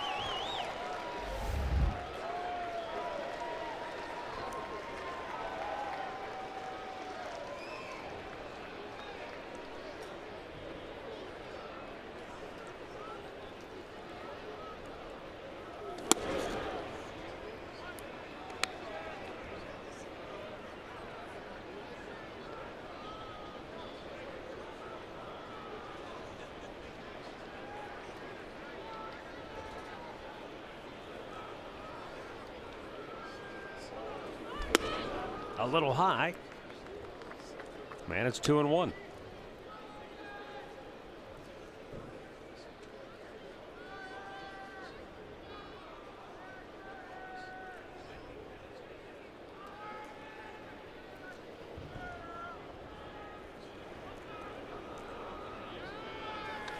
Naquin shoots one deep to left. Back goes Matuk on the warning track. Over the shoulder catch. 1 down. Well, the Toronto Blue Jays are going to be in town this weekend, starting with Friday night. You want to grab a $15 district ticket. It's presented by Sports Time, or a $10 KeyBank Kids ticket.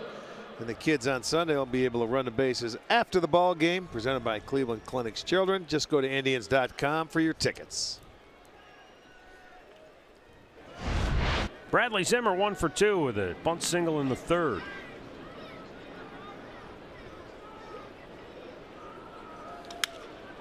Rips it foul the other way.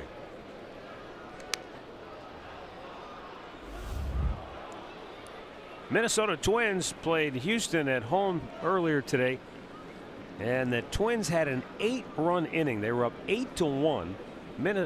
Minnesota's bullpen, though, faltered down the stretch, and the Astros came all the way back to tie it at 8. And then the Twins won it on a Max Kepler walk-off homer in the bottom of the ninth. So Minnesota now 6-4 on the year. Houston Astros fall to 9-4. LA Angels off to a great start in the AL West, and I think a lot of folks expected them to play well and maybe give the Astros a run for their money. They're off to a very good start. I think they beat Bartolo Colon last night. Who hasn't? He's still pitching. Isn't that something, though? That really is incredible. Yes, it is. And I was kidding there, but you know, he's like pretty much a one-pitch pitcher.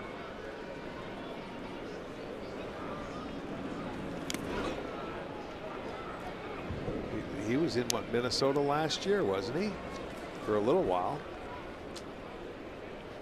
I can't remember. Briefly, he made a start against us when we were in. Minnesota signed him. He pitched a game against us, and then he started with the Braves. I think they let him go. As you said, though, you said who hasn't he pitched for at this point, right? Yes. Lindor grounds out. Indians go 1-2-3, and after 6, it's 4-1 Tribe.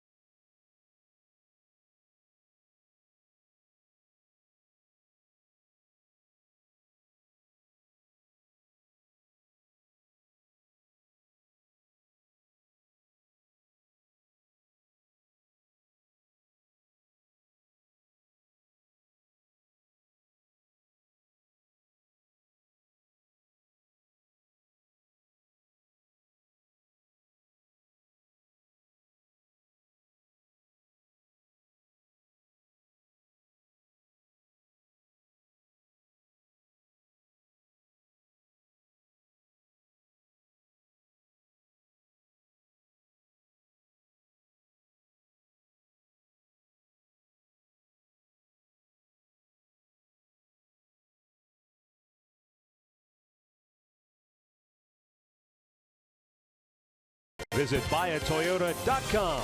Toyota, let's go places. And by the injury lawyers at Elk & Elk.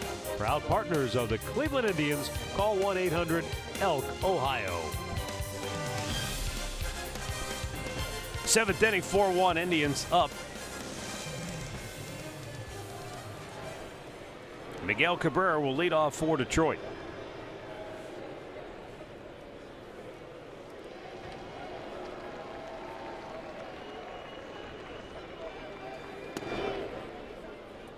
Good pitch right there.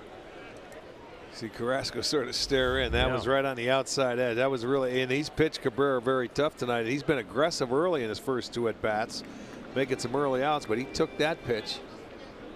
A couple of weak ground ball outs, which is definitely not the norm so far this year. I mean, statistically, they keep track of everything now, including the highest rate of hard hit fly balls and line drives.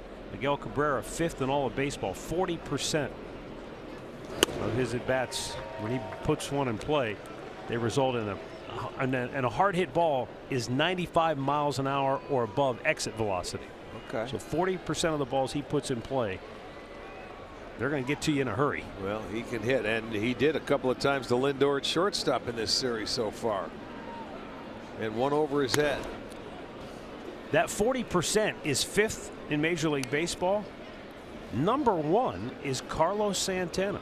Okay. 53%. Joey Gallo 2nd. Matt Olson of Oakland is 3rd. Gregory Polanco with the Pirates is 4th. By the way, Roberto Perez, that home run he hit last night, the exit velocity on that ball was 110 miles an hour. That's the hardest hit home run for the Indians so far this year. Well, he had a beautiful swing on it. And the 2-2 out of play. Yeah, now Cabrera, this at bat, trying to stay back and take him the other way. Stay on the baseball a little bit more because he has rolled over the first 2.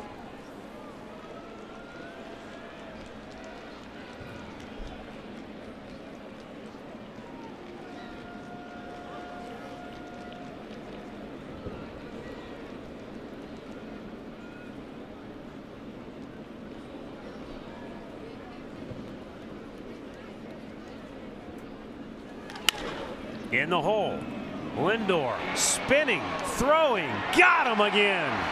Cabrera has been robbed twice in this series by Lindor, and that was another sensational play. Well, you know, Miguel cannot get down the line that well, and it gives the fielders an opportunity, you know, that little extra time. And I mean, he's running as hard as he can, but as a defender, you know that you have some time. You don't have to rush as much as you think you would have, you know, with somebody that can get down the line. So Frankie makes another good play. He's going to get sick of seeing that, especially if he keeps hitting it that way this year in the 19 games that we're going to play. He'll be fed up with Lindor. And that brings up Nick Castellanos 0 for 2. Right at Ramirez. 2 down.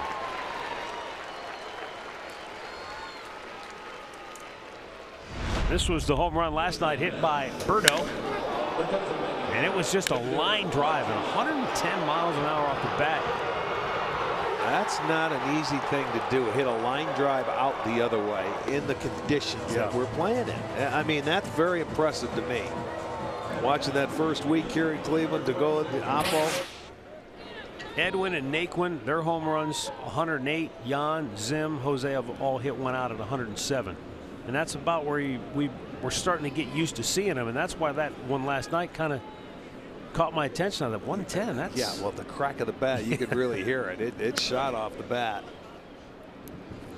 It's like the old fundamental of if you hit line drives, home runs are a product of that. A byproduct of a good swing. Yes, they are. When you don't try to do too much.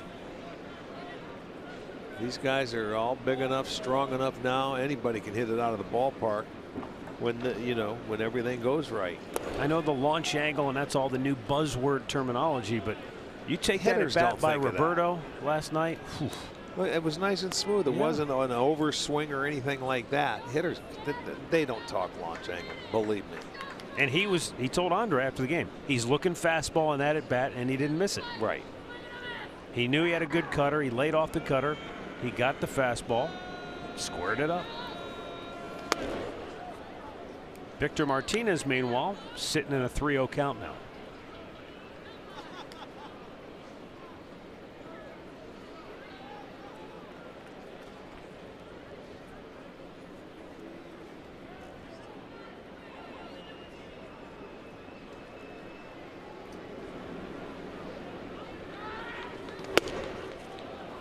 How about that? A 4-pitch walk with 2 down. And that'll bring up Nico Goodrum. KeyBank Kids tickets are just $10 for kids 12 and under with the purchase of an adult ticket. They're located in the family deck near the kids clubhouse.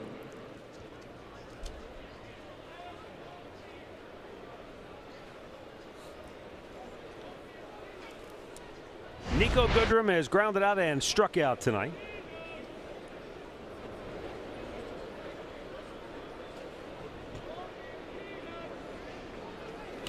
By the way, one more thing on Bartolo, because we were talking about it before we went to break last inning. Right. He didn't take the loss in that game. He came out of the bullpen and pitched 3 innings. Okay. His ERA is 1.64 through 3 appearances. So he's coming out of the bullpen. And well, he had a 6-inning start against Oakland, and then the last 2 times out of the bullpen. He's 44 too, by the way. So who's going to last longer, him or Ichiro? Whew. Well, you look at their bodies, I would say Ichiro. Did you ever think that would even be a question? I know. Oh, boy. You know, and both can still, you know, perform.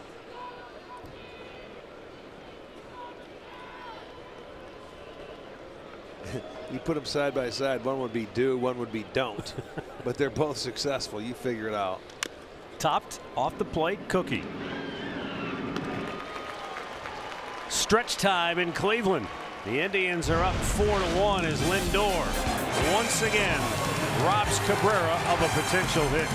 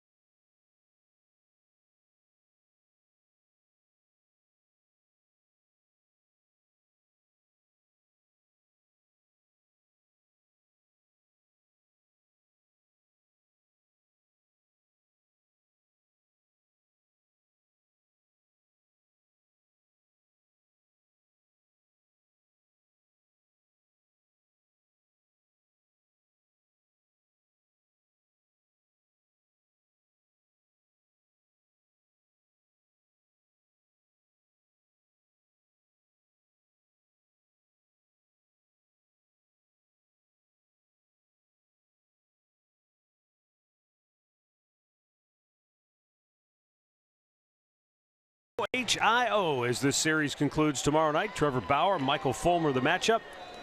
Alan Jensen start our coverage with Indians Live at 5:30. First pitch 6:10 right here on the home of the Indians, Sports Time Ohio, streaming live on Fox Sports Go. April in the OHIO presented by Menards. And we've got a new pitcher for Detroit. It's Buck Farmer. He is the 4th pitcher to work here tonight.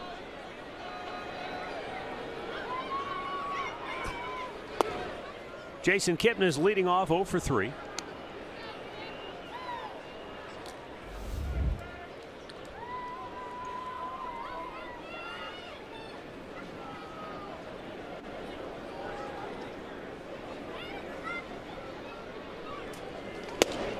Way outside, 2-0.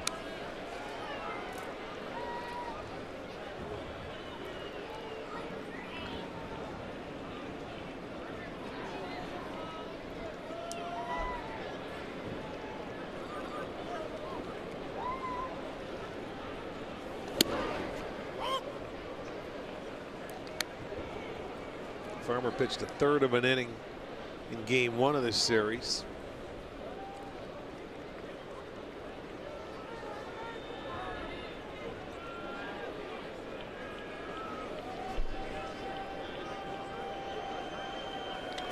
Jason sends one to left.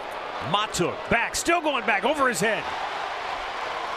Kip's got to go to second base with a leadoff double. And finally, Arch, he goes the other way, and Mother Nature cannot rob him this time. Right. You finally get one over his head. That one wasn't to the alley, was more to the left field. He put a nice swing on the baseball for the double. Watch, he's going to try and throw it away, but it was elevated a little bit, and Kip stayed right on it. So he finally gets rewarded. You're right. At least an Indians hitter does for going the other way. Gets over the head of Matuk.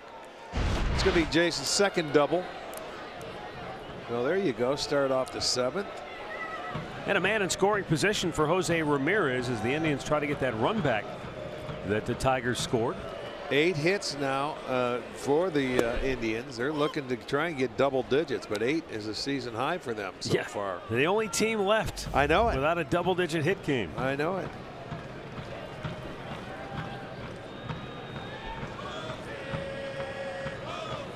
Well, Jose's starting to heat up. Walked in the first, he singled, stole a base, and scored in the 4th.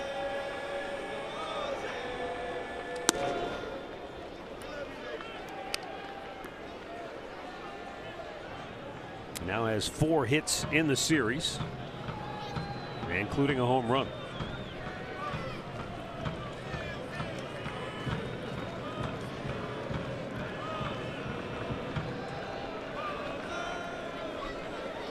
Chased one on the dirt. Kip couldn't see it right away, so he holds at second.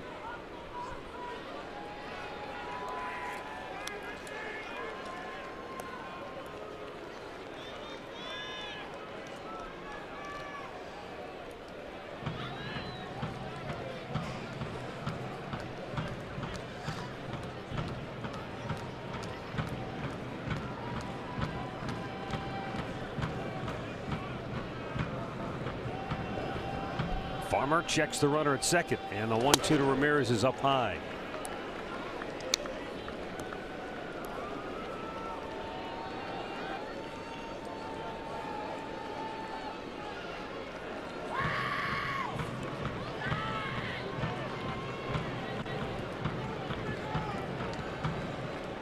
Farmer checks the runner, now the 2-2, and Ramirez shoots one in the air, shallow left. Iglesias runs it down.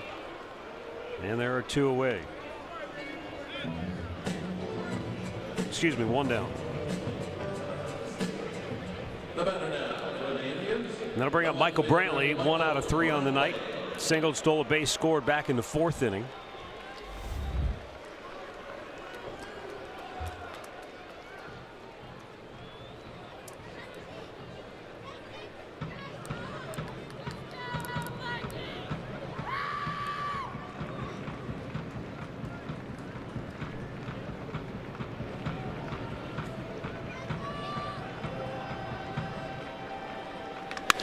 And another line drive single in the right field. Kipnis coming around third. He will score.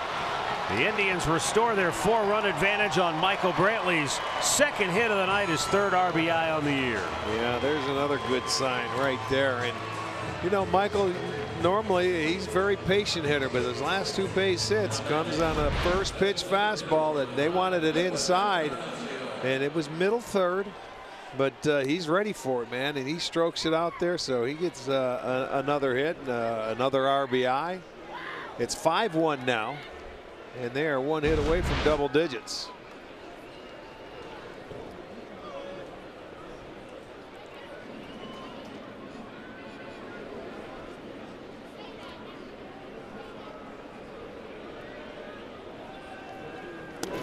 Edwin chases after a first pitch breaking ball in the dirt.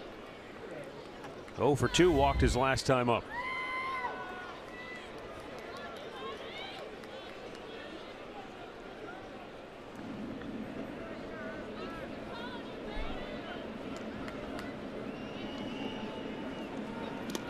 Downstairs, 1 ball, 1 strike. My guess is you've got a guy like Encarnacion who feasts and lives on the home run ball. 38 dingers last year. He's got 3 already this season. He sees all these hits tonight, and he doesn't have one yet. So he's coming up here with a little anger. Well, he figures they wants need a to join homer. the party. Everybody's been hitting homers. That's why. Popped it up, though. Right field. Castellanos. Now there are 2 down. And we'll bring up Yonder Alonso. Now batting for the Indians, number 17, Yonder Alonso.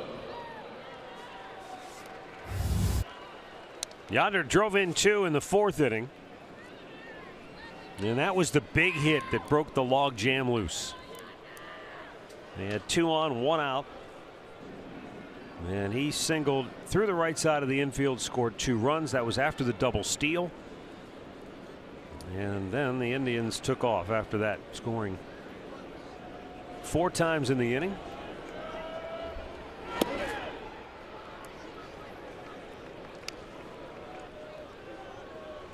Yeah, the Indians, with their 9 hits, they have 1 extra base hit. That's a Jason Kipnis double that led off this inning. All the rest have been singles, and much appreciated.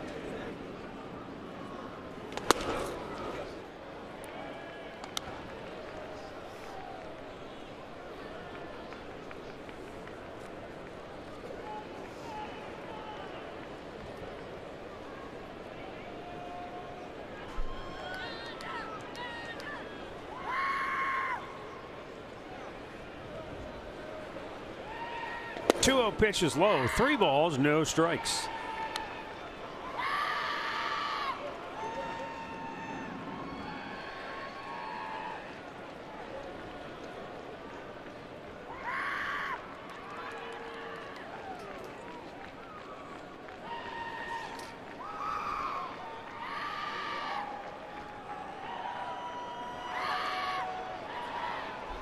And that's outside, ball 4.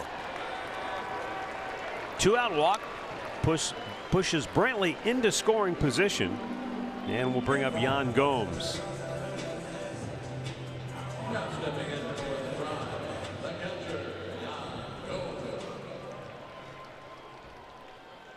Ron Gardenhire, longtime successful manager with the Minnesota Twins, took a year off after his tenure there was over. Then was a special advisor for a year, and then last year back on the bench.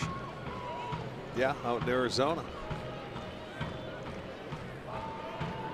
Tells you, though, there's something about the game, and there's something about the allure to managing for certain individuals, certain personalities, it's in maybe. their blood.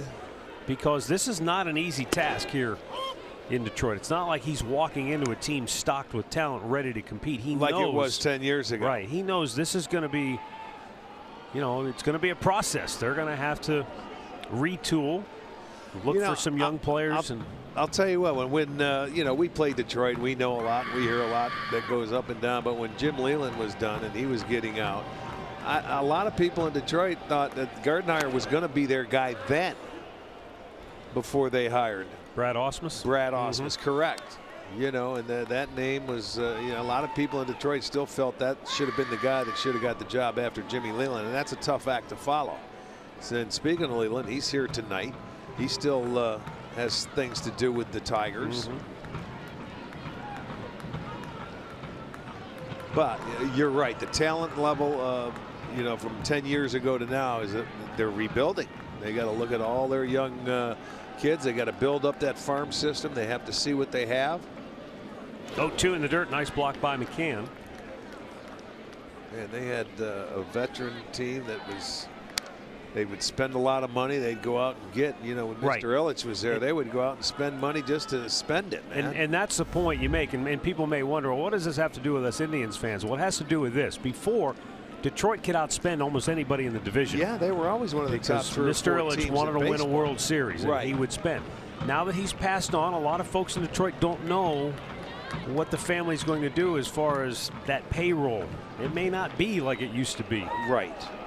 The 1-2 swung on him as Gomes couldn't help himself. Chase one in the dirt. Inning over. But Michael Brantley restores the Indians' 4-run cushion with an RBI single here in the 7th. 5-1 Indians.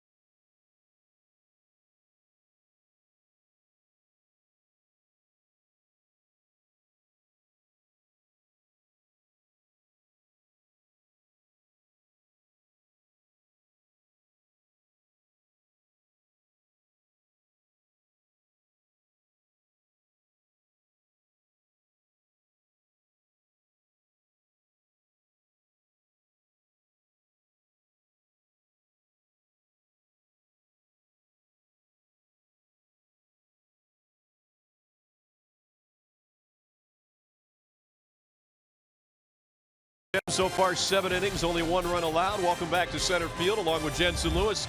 Al Pulowski with you, and boy, the pitching once again comes through. But tonight, Jensen, some offense, 5 runs for the Tribe. About time. We're going to have some nice things to talk about on Indians Live postgame. But Carrasco, the Indians have won 9 of his last 10 against the Tigers. Make it number 10 tonight. Indians Live brought to you by Conrad's Tire Express and Total Car Care. It is right after this one as Carlos Carrasco has thrown only 78 pitches. He goes back to work here in the 8th for the call. Matt and Rick, fellas. Thanks, guys. Al, thanks for your earmuffs tonight. I needed them. Yeah, you're welcome. Anything to help you out. Thank you. What's Jensen laughing at?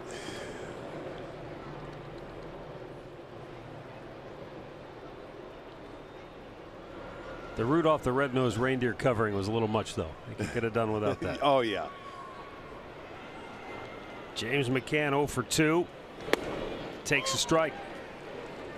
Boy, Carrasco, 58 out of 79 pitches have been strikes tonight. He's been dynamite. I mean, it's been one guy that has hit him, and that's it. He has handled everybody else in this Tigers lineup just like he did last year. He started 6 games against the Tigers last year. He was 4-1. We're into the 8th inning, and he has 80 pitches and only 21 balls. 15 out of the first 18 batters saw a first pitch strike. So, you know, the plan, you talked about baseball being a game of first. He's pounded that first pitch strike. Yeah, he usually does when he's on his game. And he gets in on him. Weak pop up to center. Kip's there. 1 away. Our Miller Lite Hold True moment. Let's take a look at the arsenal of Cookie Carrasco. Well, there's a good 2-seam fastball right there. A little comeback. And now we go with a nice slider. A little breaking ball. Straight down. Now a hook. Let's go with the curveball. And we can't leave out the changeup either. There it is. You can see how he holds it, and it just goes the other way. There you'll see 4 nasty pitches that he can throw them all for strikes, and he has done that tonight.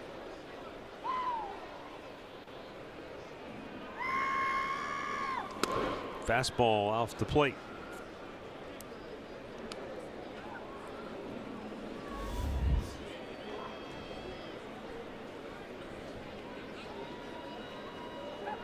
Mikey Matuk, twice he's flied to right.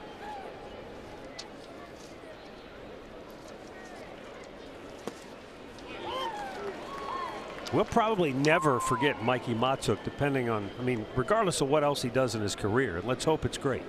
But we'll never forget the moment he had last year in Detroit. Yeah, Ramirez. With Jose Ramirez. Right. That's one of the most bizarre plays.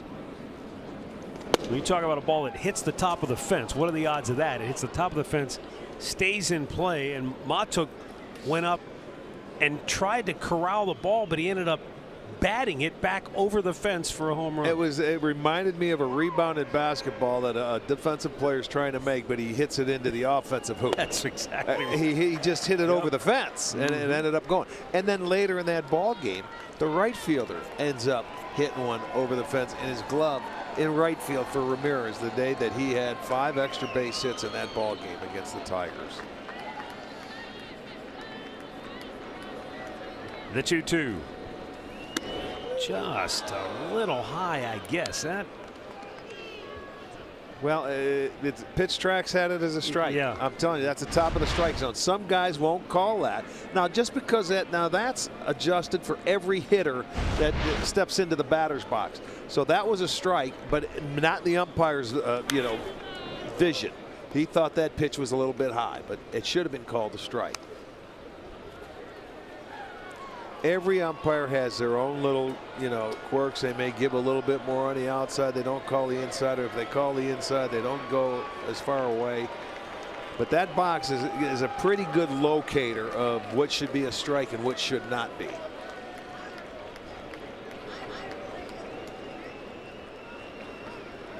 The 3-2. It would stand to reason that the high strike might be a little difficult to get called, only because most pitchers are taught to do what? Keep the ball down. Yeah. So the majority of pitchers are down in the strike zone. All of a sudden the ball comes up, and in the umpire's mind, it's like, oh, it's got to be high. Even though if you look at the actual zone, it might have been right there at the top of the strike most zone. umpires call everything down, you know, and you hear baseball say they want to bring the zone up to the knee, you know, above the knee or something like that. That's going to be hard to do after they've been doing it for so long. Swung out and missed. He finally got him to go fish, and that's a half dozen Ks for Carrasco. Here's the 5-hit extra base hit game by Ramirez. It was a double hit off the wall. Yes, it was. And then he knocked it over. There's another double, and then another double. And how about this homer? See, he hit it. Off his glove and out of the park. And then one more double to go with it. Why not? 3 doubles, 2 dingers. Here you go. Once, twice. double. Oh, man, he tried to barehand it. Look at him. That is frustrating. Yeah, what are the, I mean, what do you suppose the odds are? You hit a ball and it hits the top of the fence twice. Not twice. I've seen it do it once. I've never seen it twice like that. I know it. With the spin, you think as far as you're hitting it, it's not going to bounce straight up in the air and come straight down on top of the fence again. Well, you know what? Let's ask the analytical department. Maybe let's see what the percentage of that happening is. Murph, what is it? 0.04. By the way, our analytics expert Jared tells us 20 out of 27 first pitch strikes tonight for Cookie Carrasco. Here, one more time. Once. 0.05 of that happening ever again.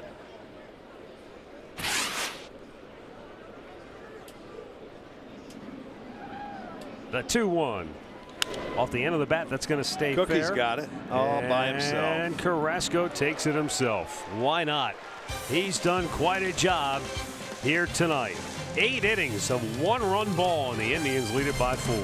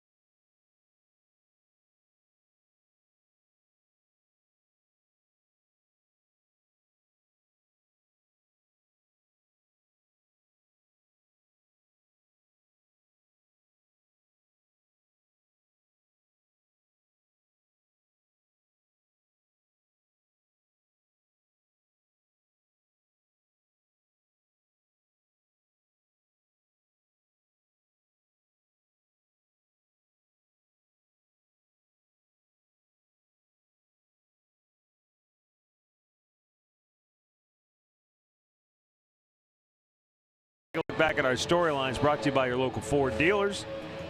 Carlos with 8 innings, 1 run allowed. Last 12 starts against Detroit.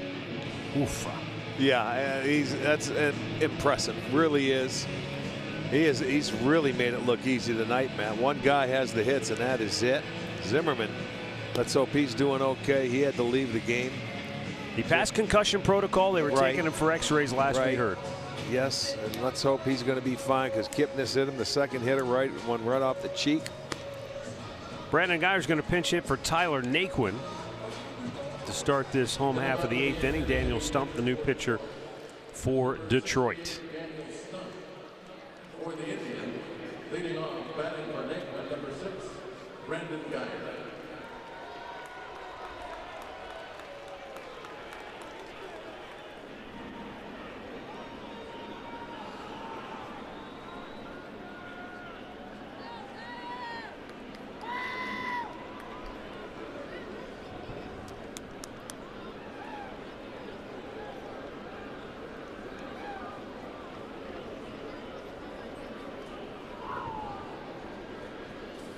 Brandon Geyer cuts and misses. I don't see anybody up in the Cleveland bullpen. Carrasco at 93 pitches. I would imagine it's his ball game. He's free and easy. I would think so. Give him the opportunity, man, to complete it. It's been stress-free. Boy, Brandon Geyer gets into one, but not deep enough to center field. One down.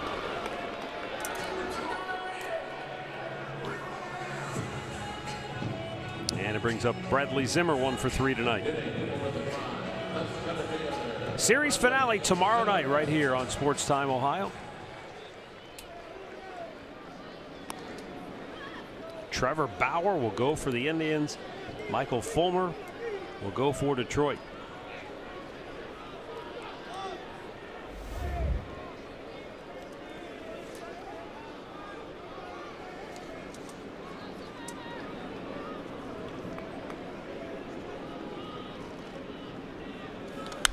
Both Bauer and Fulmer have really thrown the ball well here in their first couple of times out.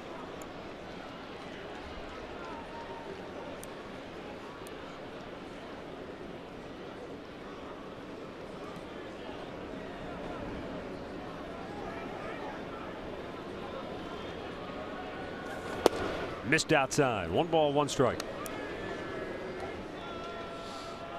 Bradley Zimmer with a bunt hit today back in the 3rd inning, and he got down the line in 3.85 seconds on that bunt. He was getting after it. Hey, you said he didn't get a good break out of the box, and yet he still was able to get the full speed. Once those strides, yeah, and once those strides, that last 2 strides, I think, really surprised Norris when he was trying to flip it to first base. He thought he had him. Pulled the string, 2-2. You know, Bradley's got good power. We've seen him hit a home run already in the series. I just wonder how often we'll see him use the bunt, you know, to try to. There's nothing wrong. I mean, get something started for an offense. For his own game. You may, you know, keep those guys in a little bit closer once you prove you can bunt, at least until you get to 2 strikes if it's part of your game. And we've seen it. He doesn't have to make a perfect bunt with his speed either. My goodness, no.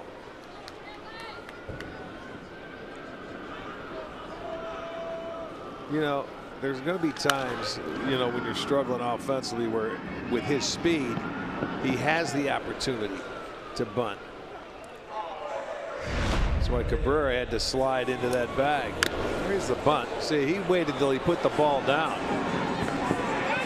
Home to first, that is 3.97. Murph had his informant again earlier in the game at 3.85. There's a difference between StatCast and Murph's stopwatch. That's true. That's true. 0.12 seconds. That's true. The thumb. It's all on the thumb. We might have a new producer tomorrow night.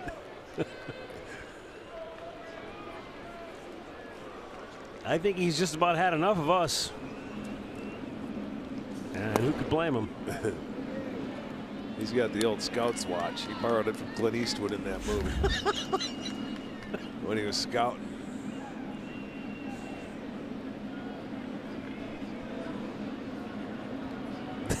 Here's the 0-1 pitch. Lindor smokes one down the left field line. What was that exit velo? On his way to second base, that ball was some kind of scorched. His second hit of the night. It's a 2-out double for Frankie. And guess what? We have 10 hits. Bingo. There you go. They're in double digits for the first time this year. He left this ball down and into his wheelhouse. And there you'll see. That thing was smoked. They have 113 miles an hour off the bat. There you go. Second extra base hit of the night. And now the Tribe is everybody is double-digit hits. So that's it. But they were the last team that hadn't reached 10 hits on the year. So that's that.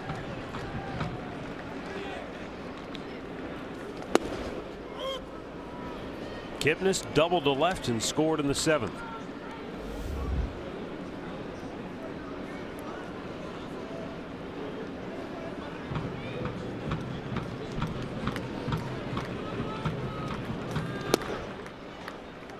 You know, I was just, when you mentioned Clint Eastwood as a scout, I was just thinking, and why this popped into my head, I don't know, but Bad News Bears. You know, they tried to remake that a few years ago. That's not a movie you should ever try to remake. Right. But if you're going to, you got to have Clint Eastwood play the old Walter Matthau part, right? Wouldn't he have been great as that guy? Buttermaker. The Buttermaker, yeah. Not a play.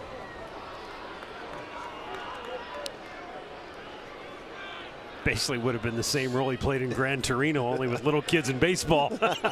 Get off my lawn. Oh, goodness.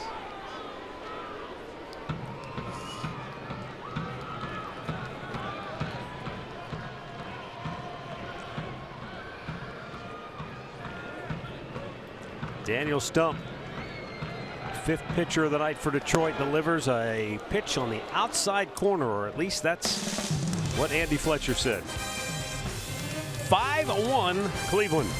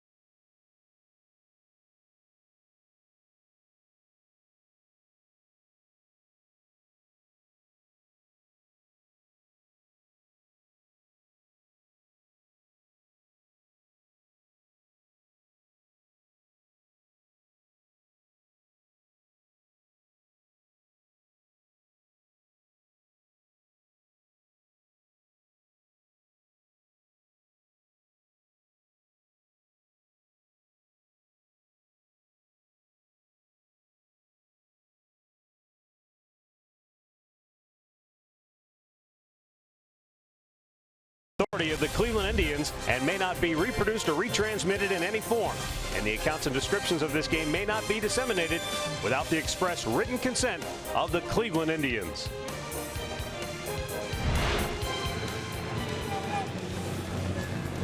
Well, it's not a bad night here at the ballpark. Game time temperature of 54 degrees.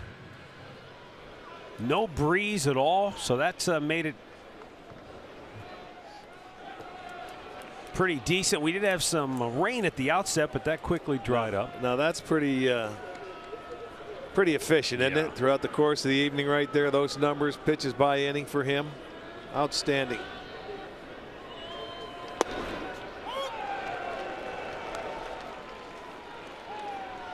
Eric Gonzalez getting a little playing time here in the ninth at second base. And Brandon Geyer, who pinch hit for Tyler Naquin, is in the game in right.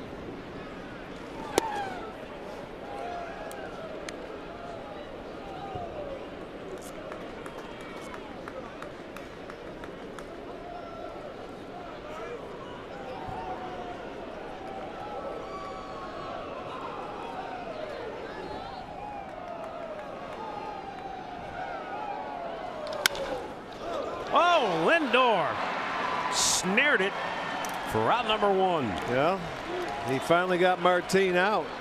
He was 3 for 3, and he still hit the ball on the nose. It's a low line drive that Lindor is going to pick up off the ground for the first out in the ninth inning.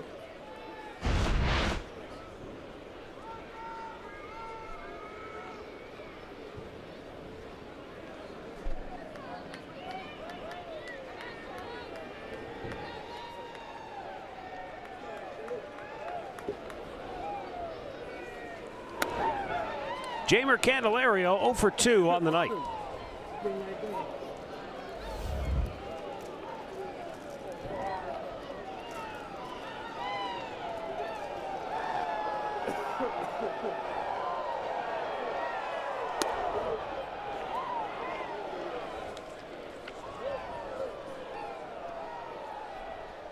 Candelario flied to center in the first, struck out in the 4th inning, and grounded to first in the 6th. Down low.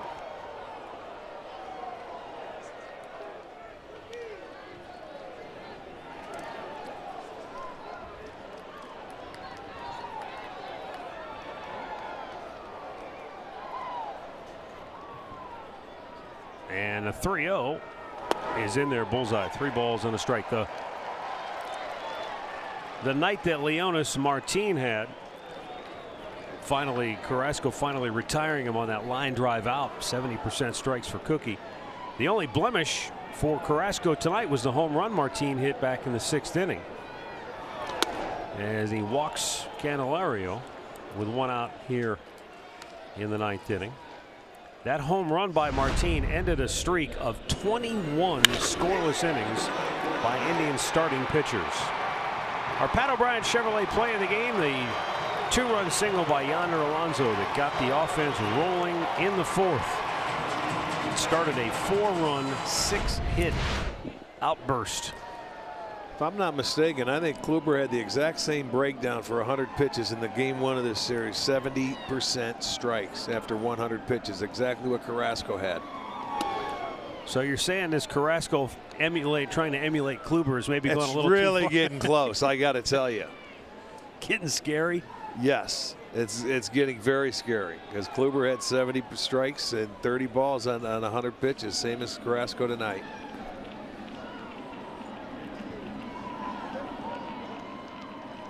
Now the 1-0. And Miguel Cabrera just ticked it.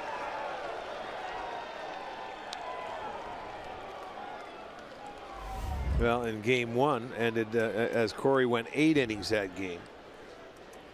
Game 1 ended with the double play ball with Miller on the mound, if you remember. Right.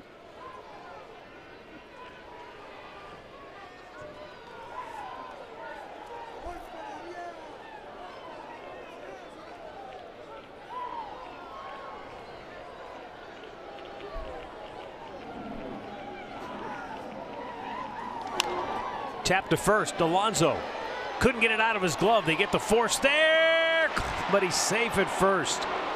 Alonso just had a slight bobble getting it out of his glove. Otherwise, they would have turned 2 to end the inning and end the game. Well, I'll tell you what, that's why, you know, you can throw out Cabrera. He gave up about 5 feet from the bag thinking Lindor wasn't going to throw it. And then he had to kick it back in gear a little bit. And boy, he just barely made it. Barely is right. Miguel Cabrera is being yanked for a pinch runner. He tried to wave the pinch runner off. Yeah. But that doesn't work. Now Gardy says, no thanks. It's going to take 4 hits to score you. Let's go. Jacoby Jones is the pinch runner.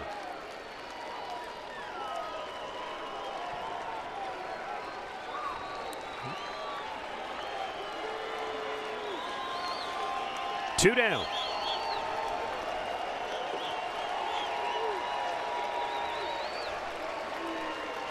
Swung on and missed. Castellanos, he was trying to go deep.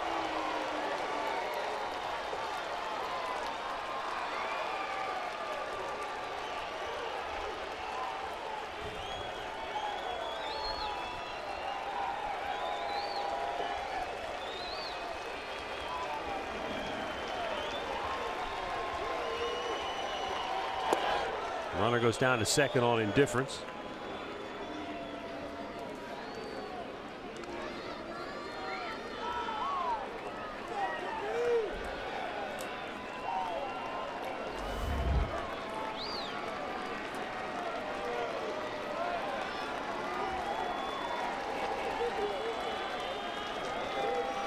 Now the 1-1 pitch and a foul back.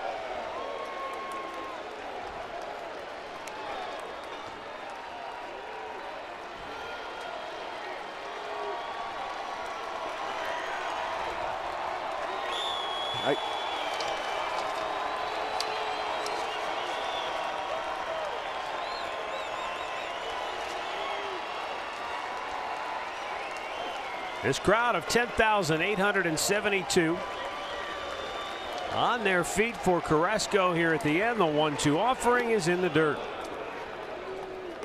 2 balls and 2 strikes.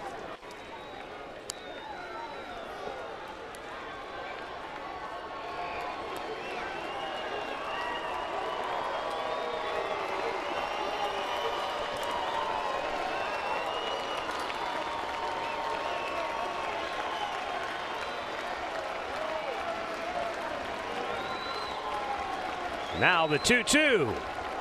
He just didn't get a piece of that to stay alive.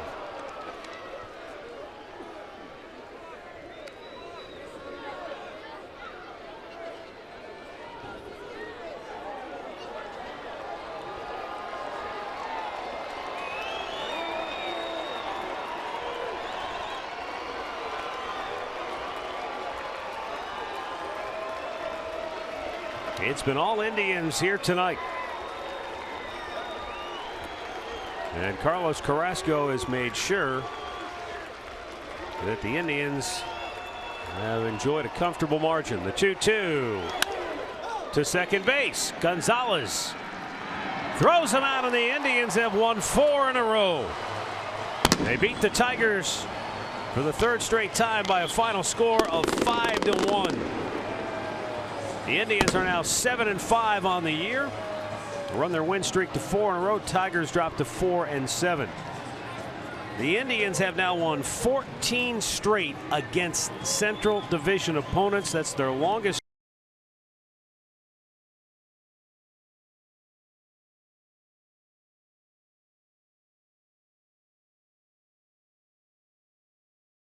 One inning, Matt, offensively that this team desperately needed.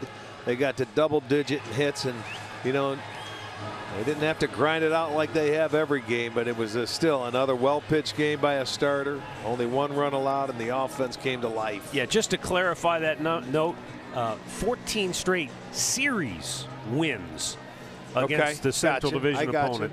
That's the longest streak for the Indians since divisional play began in 1969. So they've won the first 3 and a chance now to sweep tomorrow night here at Progressive Field. The final tonight, Cleveland 5, Detroit 1. Back with a final thought right after this.